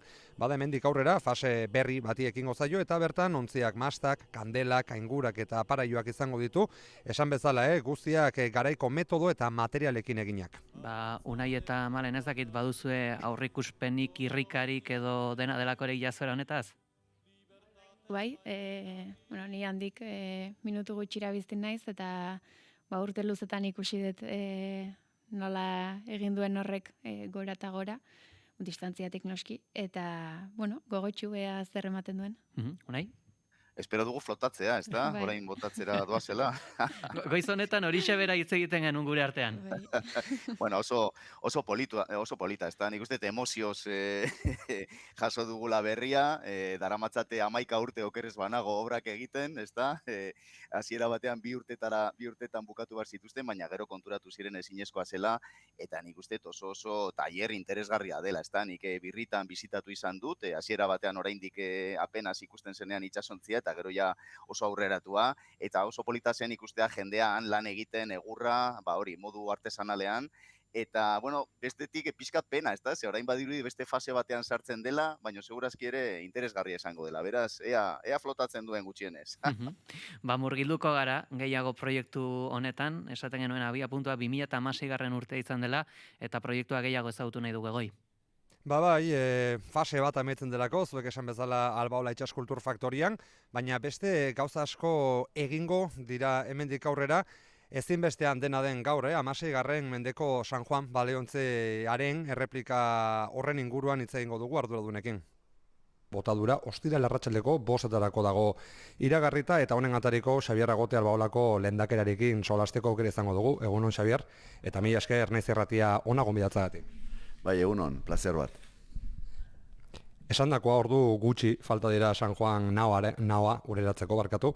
Ez dakit alaba edo seme batek etxetik alde egin behar duenean edukitzen den sentsazio berbera ote duzuen zuek ere. Beno, ez dut horrela ikusten, ze oso estuki lotuta jarraituko dugu gure Baleontziarekin, ez da? Orduan, beti ongo gara gertuan. Proiektu luzea eta entzutetsua izan da zalantzarik gabe San Juanena.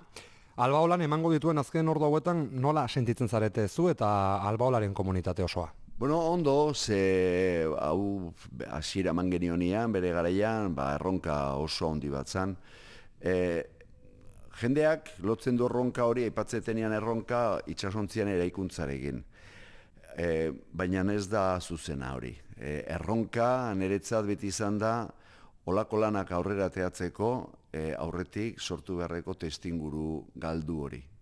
Ze Euskaldunak bereiztu zian mendetan zehar izan zialako mundu mailako ontzigilerik onenetakoak, baina zalantzarik gabe gainea, eta balea zale bakarrak. Mende askoan, kontua da, hori dana, berreskuratu nahi dezunean materialki, eta inmaterialki baita ere, baina nahi duzunean eraikuntza horiek, ezagutza guztia galduta zeon, hori dana berreskuratu behar izan dugu. Jendea formatu, behar izan ditugu, hainbat lanbide lotuta daudenak arostegitzarekin, berreskuratu behar izan dira, errementariak, sokagileak, belagileak eta bar, eta azpigitura hau baita ere sortzia, ez da? Hori izan da, erronkarik handiena. Horrekin baino informazio praktiko pixka bat baita ere, ze Xabier esan dugun bezala, ostiral arratsaldeko 5:00 dago iragarrita botadura, zer aurreratu alde guzu eta batez ere, zeintzuk dira herritarrei egin beharreko gomendioak? Gomendioak, badaki zuenun gauden, hone iristea, ezin da kotxez iritsi, orduan, bai udalak iradoki izan duen bezala, garraio publikoarekin mugitu daitezela, mesedez.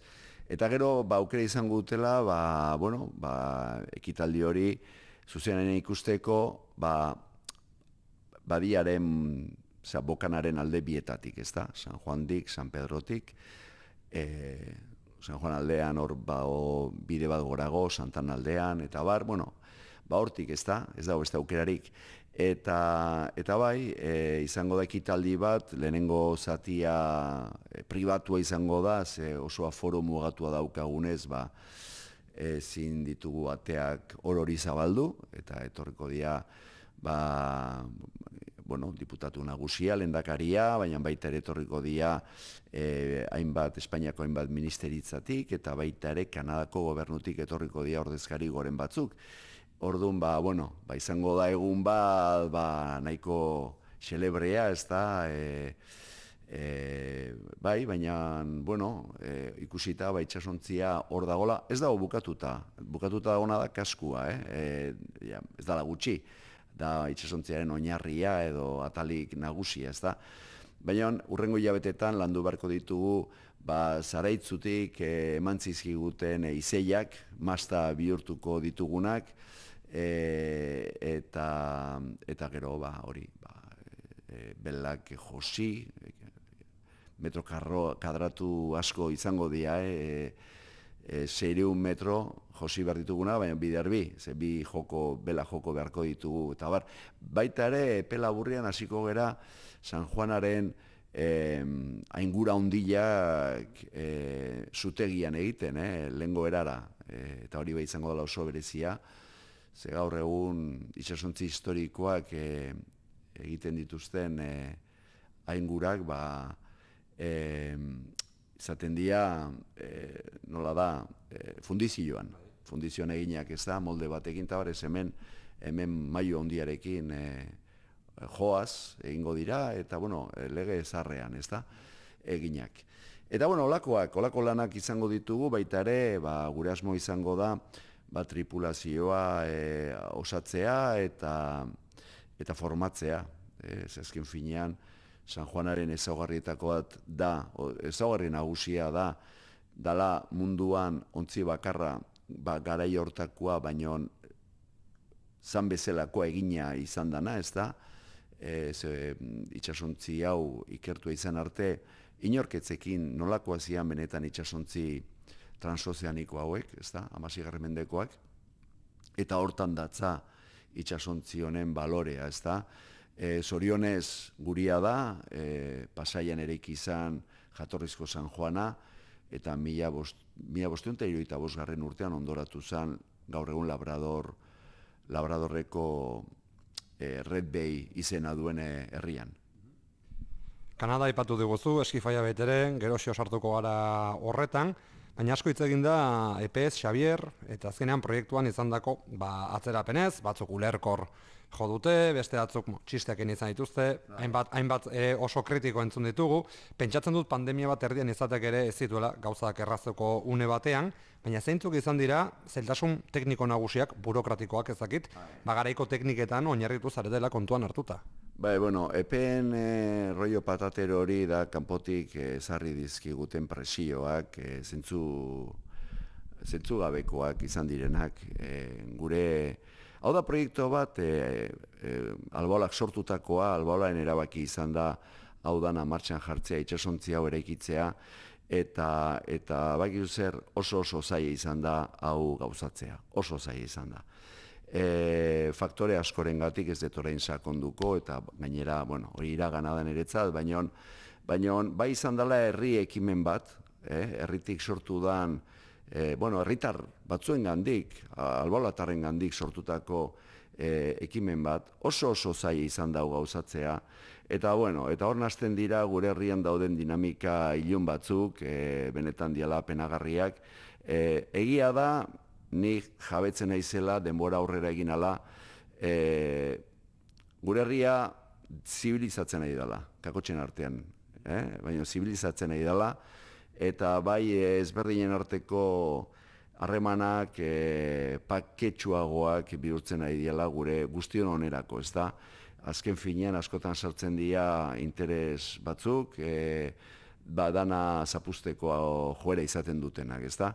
Bueno, ez de gehiago sakonduko, gure erronka izan da beti Euskal Herriko itsasondarea, bere historia berreskuratzea, aurkitu ahal izan ditugun baliabideak aurkituta, eta hori, izan da proiektu pribatu bat, kanpotik laguntza bilatu dituena eta lortu dituna, baina bueno, ez da beti erresa izan.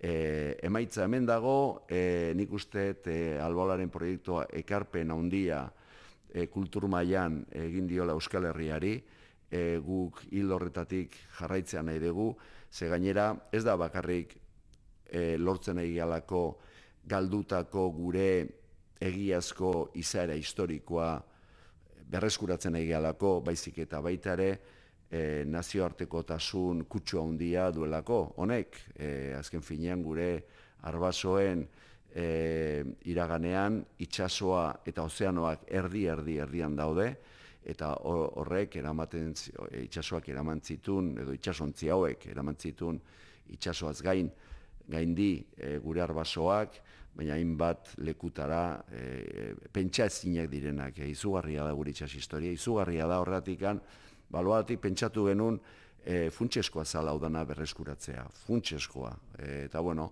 hori da, berreskuratu dezagun gure itsastar izaera, hori baita gure herriak izan duen, hori, nortasun nagusia. San Juan nahoarekin batera, hazi eta garatu da Albaola, ziur asko, Donostian egon izan balitz, ikusgarritasun dezente gehiago edukiko zuen itsaskultur faktore honek, baina zuek, San Pedron kokatuta dagoen ontziola zar honetara etortzea erabaki zenuten, zer ekarpen egin dio Pasaiako badiak Albaolari eta alderantziz? Zer eman diozue Albaolatik Pasaiako badiari eta honen inguruan bizi direnei? Bueno, bi arrazoi nagusi daude gure proiektua hemen atera izanagatik, ezta?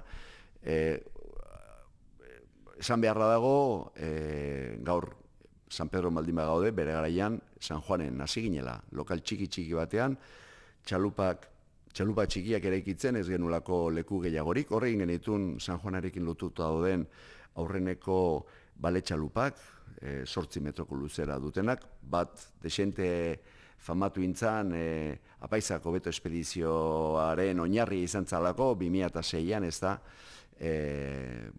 eta bai, orduan, arrazoia dia bata Pasaiak izan duen eta duen izaera historikoa, alegia, Pasaia izan da Euskal Herriko portu nagusia, aldea handiarekin gainea, eta bueno, arrazoi ulergarri batengatik, gaur egun agian, ez duguna ikusten, baina hau zan, ondarrez betetzen etzan portu bakarra.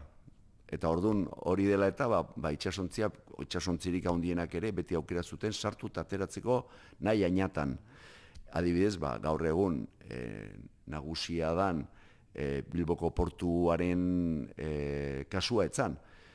Hor duela piko urtera arte, bere egoera naturalian zegonian Portugaleteko Bobokana eta inguru hori dana, hori ondarrez bete iten zen. Eta orduan oso arriskutsua zen sarrera hori, eta hori gertatzen zen, kostaldeko portu guztietan, ez da? Orion, Zumaian, Hondarribian eta bar. Kontua da, Pasaiak hori dela eta garatu zuela sekulako itsas industria garrantzitsu bat, oso garrantzitsua, hemendikan abiatzen zian itsas espediziorik handiak, baleazaleak kontuan hartuta noski, baita ere, baina honez bakarrik, horre hemen kokatuta egon zan, Real Kompainia Gipuzkoana de Caracas baita ere izan zala, beranduago, baina ikaragarri izan zan. Eta orduan, Pasaia guretzat oso leku estrategikoa zen alde horretatik. Eta gero bestetik patuak bat egintzun gurekin, Oarsoldeako garapen agentziak interesa handia erakutsi zigulako bere garaian, oindikan, gure proiektua txikia zen garai hortan, izan zutela nolabait habilidadea edo trebetasuna ikusteko, gure proiektuaren interesa Pasaiako kultur garapenari begira, ezta? Helburu horrekin, garapen sozioekonomiko helburuarekin hasi ginen, Oarsoaldearen eskutik, eta simbiosis hori oso probetxuzkoa izan da Albolarentzat. Beti saiatu gera, hemen garatu izan ditugun proiektu guztiak bere kultur interesa edo izaera izateaz gain, baita ere izatea ingururako probetxurako, ezta? Bueno, orduan, nik uste horrek desente lagundu digula aurrera egiten. Xabier, asko hitz egin eta idatzi da urteotan San Juan Baleontziaz, itsas ondareaz eta gura zaindu eta zabaltzeko egiten duzuen beharreko lanaz. Eta horren berri ez baduzue, aurten Sarea Galdorretik podcasteko 2. eta 3. atalak entzutea gomendatzen dizuet, hemengo Xabier Alberdi eta Eider Arrutirekin izan ginen eta. Edozein kasuetan, Xabier, etorkizunera begira jarreneko nuke zurekin, hemen ez delako deus ere amaitzen, jatorria eta amaiera lotu nahi dituzue, lehentxago esan duzu ez, Kanada, Ternua eta zehatzago Red Bay dituzuela helmuga. Bai, hola da, urrengo urte terdin batetik itsasontzia bukatuko dugu, eta bukatu ondoren hasiko gera itsasontzia bere garaiko ezaugarri guztiekin ekipatzen. Txalupak, bale txalupak ez da, garai hortako barrikak, alegia 16. mendeko ezaugarriak zituzten barrikak berriz egiten, lapiko haundiak erabiltzen zianak balea urtzeko, olioa sortzeko, alegia bale olioa bilatzen zutelako, balea zale hauek. Zer gehiago, marinelen arropak, marinelak hautatu, marinelak formatu, tabar eta bar, kontu asko, eta gero baita ere, egunerokotasunari begira, gastronomia, dola gutxi San Sebastian gastronomikan, hor garrantzia handia eman zioten gure proiektuari, eta hor deialdi bat egin zuten, sukaldari bat bilatzeko. Egun hortan, 20 sukaldari profesionalek, alegia sukaldari onak, izen eman zuten gurekin etortzeko, eta izan zen, hola, ia improvisatuta antolatu zen deialdi bat, ez da. Orduan, pozik alde horretatik, erronka jarraitzen duelako eta erronka jarraituko du gainera, esan bezala urte terdi barru, itxasoratuko geranean, Kanadarantza, azken finean, holaxe, gure arbasoen uberatik jarraituta itxasoratuko geralako, beraien itxarrutak bilatzen, eta beraiek nabigatzen zuten teknologia edo modu berean saiatuko gelako nabigatzen. Ala beharrez, ez dugulako motorrik izango ontziaren barruan, ez da, eta hori bai izango dela mugarri bat. Gure asmo izango da, aukera izatea, edo aukera izango da, hobeto esan da, berrikasteko itsasontziaren gandik, berrikasteko, ez da? Jakiteko nola gure arbasoak moldatu zian ozeanoetako erronkari erantzuten. Eta kultur programazio batekin iritsiko gera Kanadara, hori da gure asmoa, eta gero gure azken helburua izango da, kanadiar guztiai eskerrak ematea, berei esker berreskuratu degulako, galdutako itsas jakinduria hori, ez da, gure arbasoen ezaugarri nagusien azan hori, batetik baleazaleen xetasun guztiak, baina bestetik ebai, ontzigintzari begira, itsasontzi hoien diseinuak eta eraikitzeko teknika guztiak beraiei esker berreskuratu ditugulako. Hori nire ustez, eta ez daka zalantzarik, Kanadiarrak San Juan Baleontziarekin egin duten ikerketa izan da Euskal Herriari inoiz egintzaion oparirik ederrena. Atlantiko iparraldea zeharkatzeak garaian etzen gutxi, gaur egun gauza bera. Eskifaia aipatzen ari zinenez, ez dakit Xabier 16. mendean komunikazio zerbitzurik izango zuten Baleontzietan, baina pregoilari, kazetari baten bilari bazarete ezaztu neure izenaz, eta txantxak aparte amaitzeko etorkizuneko erronkei begira amaituko dugu. San Juanek aldegin ostean, Albaolan zein proiektuk hartuko dion lekukoa galdetu nahi dizut, garaian Nao Victoriaren izena, aipatu zen, ura berreskuratzea asko hitz egin zen, zer aipatu alde honen inguruan? Bai, Victoria ontziaren asmoa, mailaren gainean jarri genuen, baina ez genitun bidelagunak aurkitu, testu ingurua zela eta,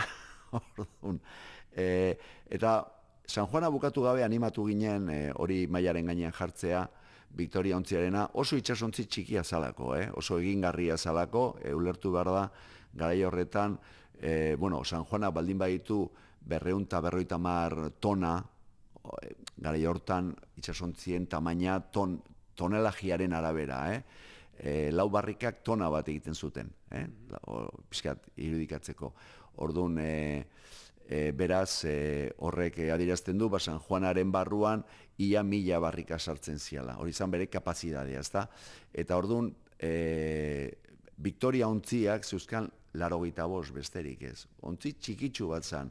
Hor da biltzanak, badaude batzuk, hor itxasuan asmatu dituztenak, asko handiagoak egin dituzte, ikusgarritasunari begira, eta bar, eta baina ez genuen izan, hola, gainera Elkano, sektore batek ez dundo ikusten, ze enperadorearen espedizioan ontziratu zalako, orduan gaur egun, hori epaitu iten da politikoki baita ere, ez da, pena bada hola pentsatzea gaur egun, eta ez jakitea bereizten, ez da, ze azken finean gure arbaso, ez badia guztiak, ia danak, hortzeuden sartuta, buru belarri, etzibilena itxasontziak egiten egon nabigatzen, hor zebilen, basoan, itxasontzi horiek egiteko beharrezkoa zian egurrak mozten, aizkorakadaz, eta besteak meategitan burnia bilatzen eta ikoizten eta burnioletan, eta orduan gure herri izan da, herri bat, industria horri begira ibili dana orduan, aprobetxatu nahi nun hori, Elkanoen aldeko aldarrikapena egiteko, ez dakit, nik bai nahiko nukela proiektu hori berreskuratu, ikusiko dugu nola dijoazten gauzak. Bitartean, San Juana, hemen dagoen bitartean urrengo urte terdian, udaberririk hasita bizitagarri izango da, hori oso importante izango da, orduan hemen egongo da, hemen gure inguruan, edo zein bizitatzeko aukez, eta oso interesgarria izango da, gure bizitariak kanpotik, orain arte, gehientsuenak, kanpotik ikusteko aukera besterik ez dutelako izan. Orduan, barruko bizita izango da esperientzi interesgarri bat. Eta gero, eta aste gutxi barru, San Juanak utxik utzi duen lekua gure ontziolan, Donostiako Donostiako azken arrantzontziak, egurrezko arrantzontziak leku hartuko du, urrengo ia urtebetean hemen egongo da, zaharberritzen, ozentzio zaharberritzen aigean bitartean, bisitariak aukera izango dute ondo ulertzeko, gure arrantzaleak nola moldatu dian itxasoan, atunetan batez ere, atunak arrantzatzen, egaluzeak, egalaburrak, eta bar, nola beti izan dituzten oso modu jasangarriak eta selektiboak, eta hori ez da galdu behar, eta osentzio da, mundu horren nolabait azken katebegia. Orduan, izango da gaina kontraste oso handi bat, San Juandik, 20. mendeko azken egurrezko itxasontzira pasagealako, ez da? Bere garaian, holaxe, eta azken finean gure helburua beti izan dalako Euskal Herriko itxas historia bere osotasunean jorratzea, edo saiatu gera jorratzen, eta hortan ibili gera, kontua da, egin ditugun ekimen gehienak, San Juanak berak, eklipsatu indizkigula. Zemen egin ditugu, 19. mendeko arrantza traineruak, patatxea 18. mendekoa, eta holako lan asko, ez da? Eta hildo horretatik jarraituko dugu, ozentziorekin, gure asmoa da ozentzioari bizi berri bat ematea behar bezalakoa, zahar berrikuntza handi bat behar du, eta bitartean balioan jarriko dugu gure arrantza sistemen ezaugarri guztiak, ezta? Eta bere balioak.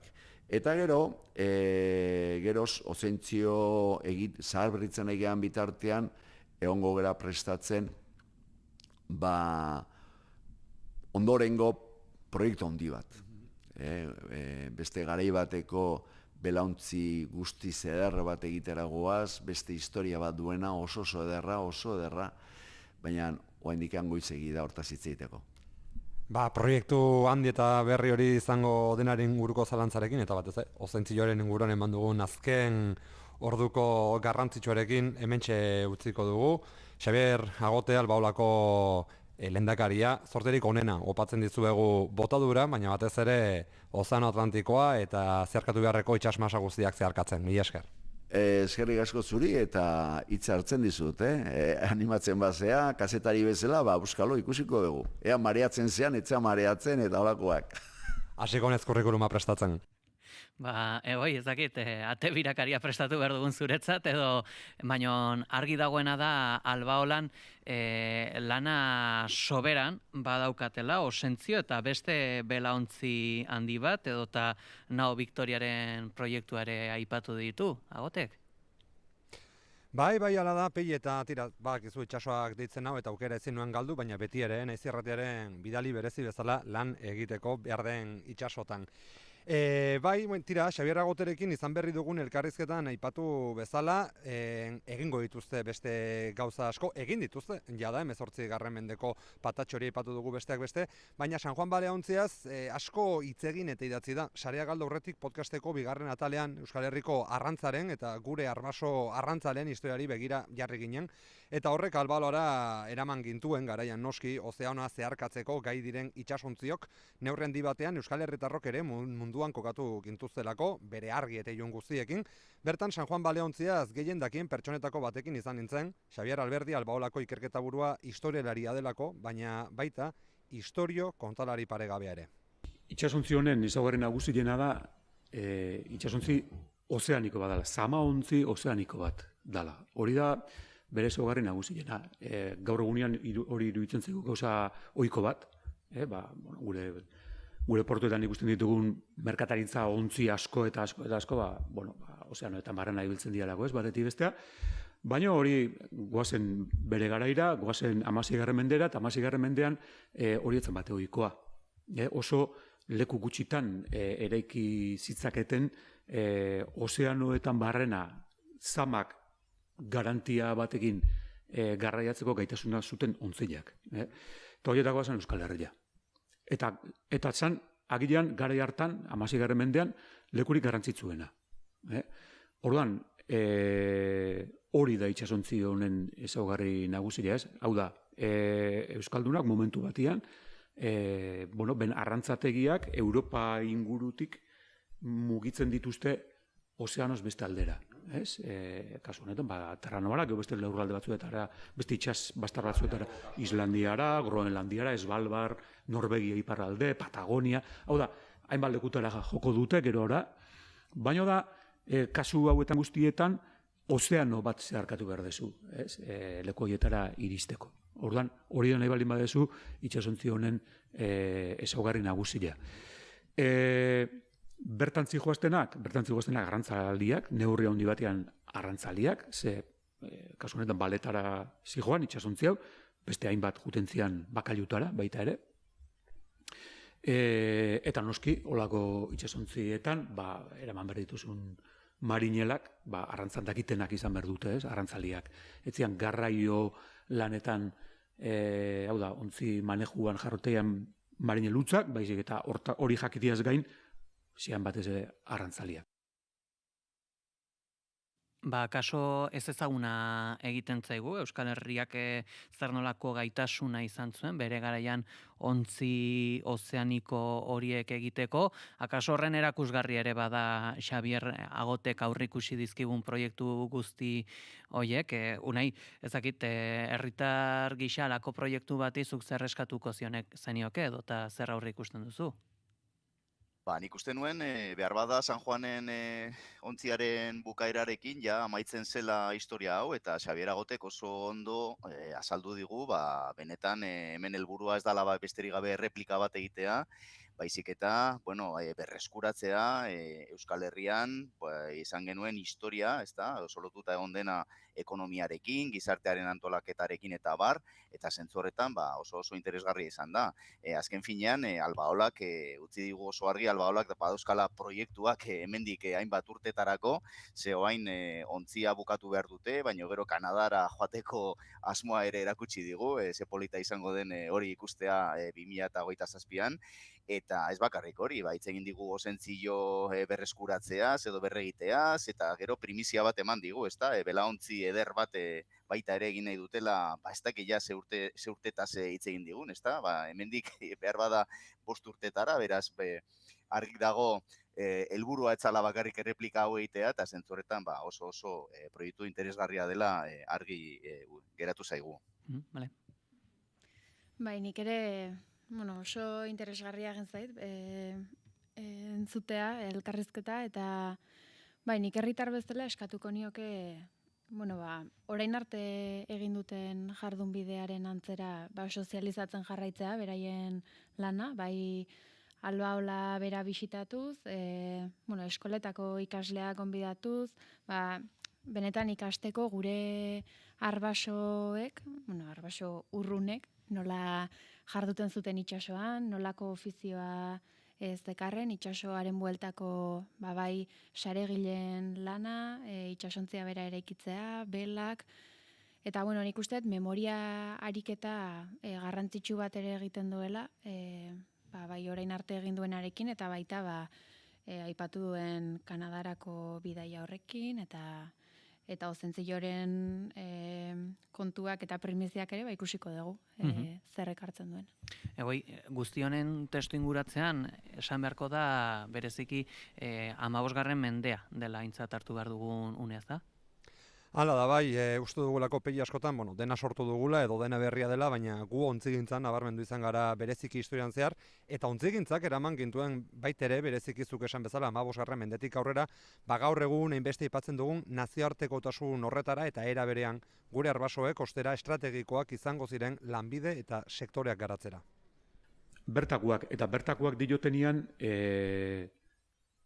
Euskal Herrikuak, Garai hartan, Euskal Herri, adibidez Gipuzkoan, Bizkaitarrak eta Lapurdikoak kanpokoak bezala ikusten zituzten, edo Lapurdik ikusten zituzten Gipuzkoara kanpoko bezala. Hor da, bai kanpoko marinelak, kanpoko ikuspegi horretatik izan da, bai itxasoratzen zian, baina neurri handi batean, Gipuzkoako ontzietan, Gipuzkoarrak zian, Lapurdiko ontzietan neurri handi batean Lapurtarrak zian, bai emango da espezializazio bat, denborarekin, batez ere Lapurtarrak espezializatuko dira bakailu arrantzan, Gipuzkoarra batez ere bale harrapaketan. Orduan, nola baiteko eskulan espezialista batzuek sortuko dira, jardueraren arlo batzuetarako. Bale arrantzari dagokionean, batez ere arpoilariak, bakailu arrantzari dagokionean, batez ere gatzaketan eta arraiak irikitzen adituak diran arrantzaliak. Sarea galdu aurretik. Egoia, kaso galderarik teknikoenak ere izan daitezke zenbat pixatzen duen ontziak, edota hau artisau eran egiteko zenbat lagun eta voluntario pasa izan diren Albaolatik. Honen berririk baduzu edo?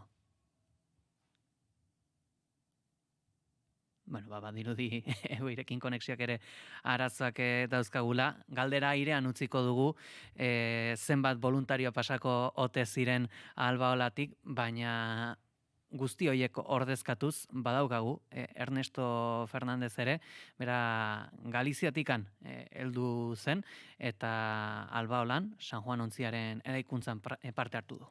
Albaolara etorri bazarete inoiz, ziur naiz ikusiko zen dituzela, 11 lagun lan ezberdinak egiten, horiek gehienak izaten dira Albaolako voluntarioak, voluntario hori gabe hemen egin den lan guzti hori etzelako posible izango, are gutxiago, itsas ondarearen garrantzi hori zabaldu izatea, eta orintxe gertan, nirekin daukadana Ernesto Fernández Pensado da, egunon, 5 días. Egunon, 5 días. 5 días ere esaten diogu, Ernesto Galiziar jatorria daukalako, ez eta gaur egun hemen bizi den. Ernesto, lehenik eta ben, konta eguzu pixkat zure inguruan, non jaio zinen, non hasi, zein izan den zure lanbidea, eta zein izan den, ontzigintzarekin izan duzun harremana. Vale, ni jaio nintzen Porto Dosonen, Galizian, Koruñan, eta 4 urtekin etorri nintzen Trintxerpera, nire aita arrantzale zelako, eta eternuara jun behar zulako, noski. Eta orduan familia guztia etorri ginen Trintxerpera bizitzea. Eta pizka bat konexioa hor dakat ni ere bai, ternuakin eta nahonekin. Eta, hortik aparte, etorri nintzen onera 2014en, ikustea museoa ber nola zen nire alabarekin, eta nire alaba bertan esan zidan, aita, zu etorri berzea onera, jo. Eta hemendik aurrera, voluntario bezala etorri nintzen 3 urte, eta gero ja gelditu nintzen lana egiten, mantenimendua egiten, hemen Albaolan, 23 urtean arte, ja jubilatuta nago. Jubilatu eta bueltatu zara? Eta, voluntario bezala jarraitzen dut, hori bai. Ernesto, esango diogu entzulei, familian badakazu loturari itsasoarekin, arrantzarekin baita ere, baina izatez zuok ere nago delineantea zara. Bai, hori ikasi nuen, Errenterian, Don Boskon, eta hori aparte, nire pasioa beti izan zen egurra landu eta artesania egin, eta orduan hortik pixka bat erotuta gelditu nintzen, onera etortzian eta ikusten hainbat gauzak, eta denak egurrezkoa, eta burnia, eta, enfin, izan zen nire pasioa beti, eta hemen pixka bat lotura hori aurkitu nuen. Zalantzarik gabe leku aproposen zaudela esango nuke.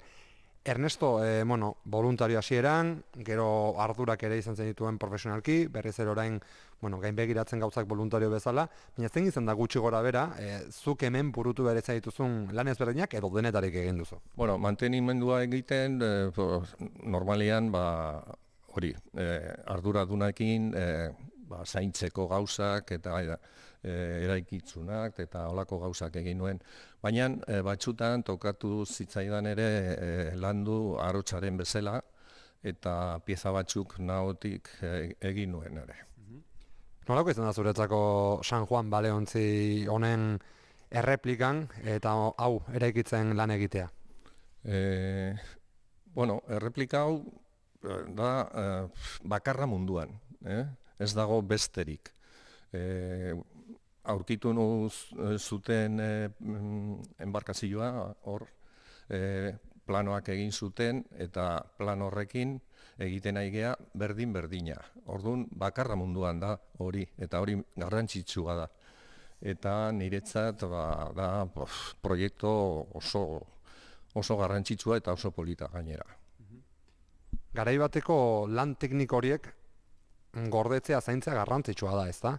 Bai, hori da, garrantzitsu eta beharrezkoa da ezaguteko oraingo jendia, esate baterako nola izan zen posible egitea olako nahoa eskuz bakarrik, ez? Eta orduan, hortiz aparte, patrimonio hori nik uste dut erakutsi behar diogu jendiari jakiteko nola erabiltzen zuten bere erramientak olako itsasontziak egiteko, esate baterako. Eta importantea da hori mantentzea. Konozimiento horiek, ez dakit nola esan. Bai, ondare jakintza guzti hori eipatuta. Bukatu nahiko nuke horrekin ere pixkat begirada zabalduz. Honek Albaolako toki batek gizarteari ematen dionaz pixkat hitz egiteko. Ze besan diguzu, Trintxerpen hasi zinela, nineu ere Pasaiako badiaren inguruan hasi naiz. Zuk kusiko zetun garai batzuk non, kaiak itsasontziz beteta zeuden, arrantzalez beteta, lan asko bizia. Hori dena galduzun gara eta gaur egun ilezorian gaude. Ez dakit, behintzat Albaola bezalako toki bat edukitzea, ez dakit, iragan hori suspertzea, hori, garrantzitsua eta pentsatzen zure ere ongi sentiaraziko dizula. Bai, bueno, eske pena ematen zidan, garai hartan nola desagertu egin zuten itsasontzi guztiak, eta, klaro, badia utzik gelditu zen, ez? Eta gero ikustean gure itsasontziak hor itsasoan orain, eta jendia etortzen, egun batian juten gea esate baterako arrauna egitea, eta jendia ikusteko, eta ezagutzeko pixka bat mundu hori, eta hori nik uste dut garrantzitsua da, eta pixka bat buelta emateko, asunto hori. Ez dakit, nik uste dut polita da ere, errekuperatzea, berritzea gauza horiek ere. Ernesto Fernández Pensadori eskerrak emango dizkiogu, eta batez ere Ernesto segi gozatzen mundu honetaz, segi gozatzen itsasoaz, eta segi gozatzen ontzen gintzaz. Mila esker zuei, eskerrik asko. Aski deigarria bai Ernestok eta bai zergaitik ez egoik berak ere nola bizi duten, lurraldetasun hori, itsasoari lotua, zer nolako pasioz bizi duten, ontzi honen eraikuntza.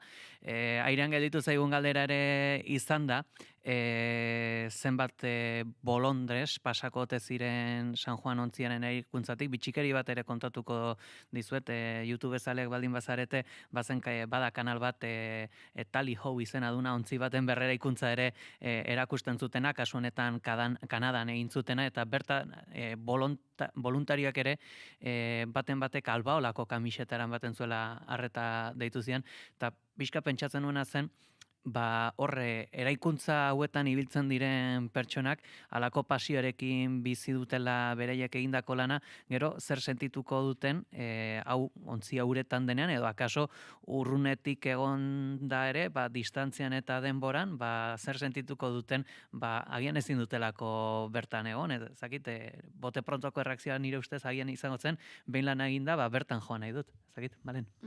Bai, izan daiteke, egin dezun hori gero gozatu alizatea, eta nik uste dut pena eta satisfakzio puntu, ez? Igual, sentimendu nahasiak eukiko dituztela, eta bueno, ikustea flotatzen duela, ez da gutxi, eta bueno, nik uste dut hori, zure fruitua den hori ondo jondela ikustea, eta batez ere ze oroitzapen eta ze ikasketa atera dituzun zenbat jende inplikatu den, zifra konkretua ez dugu jakingo, baina badakigu jende asko izan dela. Eta nik uste prozesua bera dela gehiena berasten duena. Unai, akaso, sentimendu horren adibide argiena izan daiteke Egoik Xabier Agoteri egin dion lehenbiziko galdera, ea sentitzen duen ontzia uretaratzea, seme edo alaba bat etxetik joatea bezalako ate den? Bai, nik uste harrotasuna sentituko dutela proiektuan parte hartu duten guztiek, ezta? Eta nik azpimarratu nahiko nuke proiektuak ere baduela alde turistiko bat, baina nik uste oso ondo erakusten duela zer den kalitatezko turismoa, proiektu honek, oso ondo du, askotan esaten kalitatezko turismo behar dugula, badirudi turista beratxak erakarri behar ditugula, baina nik uste kalitatezko turismoa izan daitekela guri ere baliagarria egiten zaiguna, ezta? Eta kasu honetan, San Joan baleontziaren erreplikaren proiektu honek guztiak hori erakusten digu, ezta? Nortzu ginen, zertaz bizi ginen, ze errotuta zegoen garaiko antolamendu sozial guztiarekin, eta zentzu horretan nik uste oso ondo erakusten duela kalitatezko turismoa zer izan daiteken. Ze hau ere turismorako erabiliko da, erabili da jada eta jarraituko da erabiltzen. Guztioekin gelditzen gara, zoiko analisi maila, baina benetan merezi izan du gaurkoan ere, Malen Dominguez eta Unai Fernandez de Betoño, mila esker gurean izategatik. Mila esker ondo segi.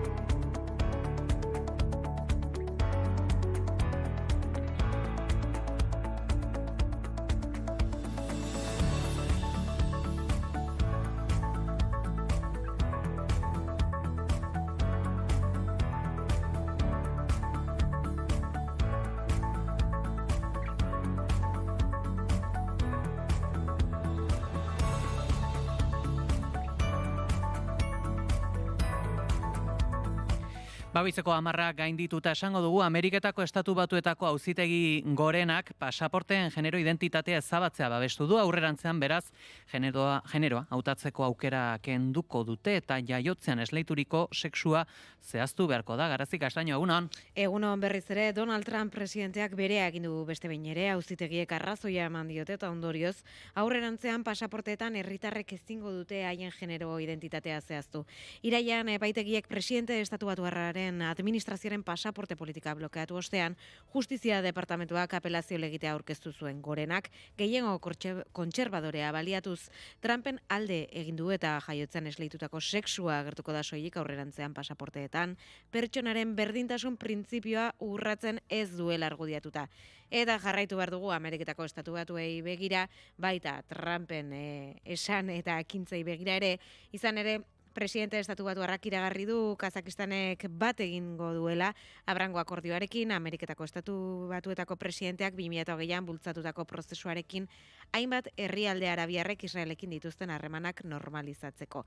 Kazakistango gobernuak azaldu duenez, Abrango akordioarekin bat egitea Kazakistango kanpo politikaren ibilbidearen jarraipen natural eta logikoa da, elkarrizketan, elkarrekiko errespetuan eta eskualden egonkortasunean oinarrituta.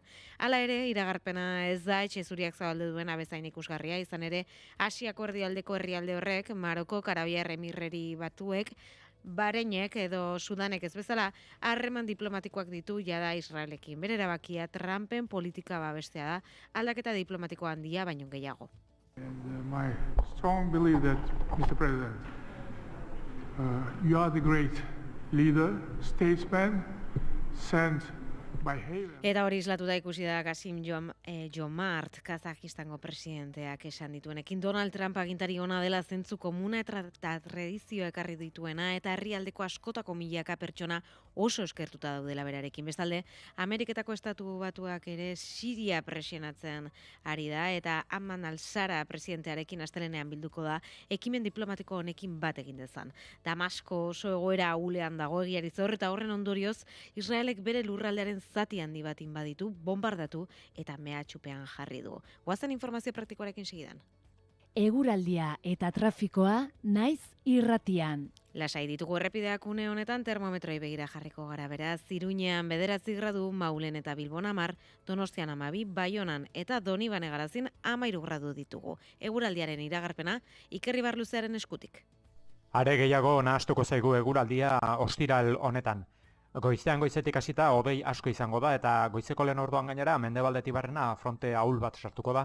Fronte honekin lurralde osoan izango da euria, baina euri txikia izango da eta litro gutxi botako du. Gainera eguerdirako pasako du eta lurralde osoan atertu egingo du eta ostartetsuak zabalduko dira, baina arratsaldetik aurrera berriro ere mendebaldetik barrena hodeiak ugarituko dira, beste fronte bat iritsiko da eta berriz ere euritara joko du. Fronte hau indar handiago sartuko da eta fronte honekin euri gehiago izango da.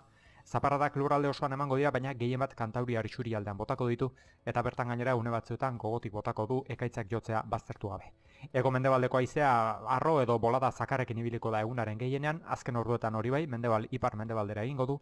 Temperatura minimoek beheraka jarraituko dute, 3 eta 12 gradu bitartean errendituz, maximoek ere behera egingo dute, Kantauriar isurialdean 14 eta 17 gradu bitartean errendituko dira. Eta ego isurialdean 10 eta 13 gradu bitartean, temperatura freskoenak Araba eta Nafarroa erdialdean neurtuko dira, altuenak aldiz kostaldean. Guzti hauekin gelditu behar dugu. Eskerrik asko Garazi. Gero arte. Eta joan aurretik agurtuko ditugu bigarren kafeako kideak, ez dakit lehen ibili gara, hitz eta pitz hitz egiten San Juan Baleontziaz, ez dakit, zuek joateko intentziorik edo baute duzuen edo... Niri etzaite kredituri geratzen bizitzan peli aixialdirako. Hori da erantzuna. Ez aixialdirako, ez historiarako. Oporra behar ditut horrelako gauzetarako. Ez da nola ikusten duzun. Lagundu beharko dizut, zerbaitetan orduan. Ez dakit, oraingoan beraz, ondorengo bi orduetan lana beraz, eta nolako kontuak aipatu behar dituzue. Ba, mentxe izango gara, urrengo 2 orduetan esan da bezala, ba, kafetxoa hartzen, bigarren kafea hartzen, eta Oiana Maritorenaken iritsi dela baliatuta, ba, bueno, kafe utxerako tartea izango dugu. Gurekin izango dugu baita Aiora Mujika, joan den astean egotekoa genuen, baina azkenean ezin eta nolabait ba, BTS mundu horretan murgilduko gara berarekin berriz ere, nolabait bueno, ba, ezagutzeko gertuagotik Hego Koreako kultura. Aipatu dugu kafe utxare hartuko dugula ba, Joritz Galarraga dantzari Amasarrarekin, eta tira, gainera, ba, izango du aukera, Aintzane Gamiz eta Marga Altolagirrerekin itzulpen gintzaren inguruan aritzeko, Alberto Vázquezen El Decorado estrenatu berri da, euskeraz bikoizuta, eta nolabait, ba, bueno, bikoizketak azken urtetan bizi duen ba, loaldi edo behintzat krisi horren inguruan ba, badira berri on batzuk, eta eurekin bueno, ba, ilbide luzeak eta oparoak izan dituzten bi sortzaile hauekin ba, aritzeko aukera ere izango dugu. Oiana Maritorenak arte eszenikoen agenda ekarriko du, eta nik esan beharko dut, ba, ezingo dudala ezertara joan, ba, ez didalako bizitza gehiagorako ematen, baina hau horrela, urrengo 2 orduetan behintzat gurentzuleak entretenintzen eta gozarazten saiatuko gara. Hori, ba, animo, beraz, Inigo, eskerrik asko, goizunetan gurean izateatik, eta asteburuan. Eta gure partetik besterik ez joateko tenorea, heldu zaigu, hementxen bueltan izango gara, astelenean berriro, baina ez kezkatu, naiz irratian informazioaren ariak ez daukalako, etenik, ondo segi, asteburu polita izan, aio. Naiz irratia.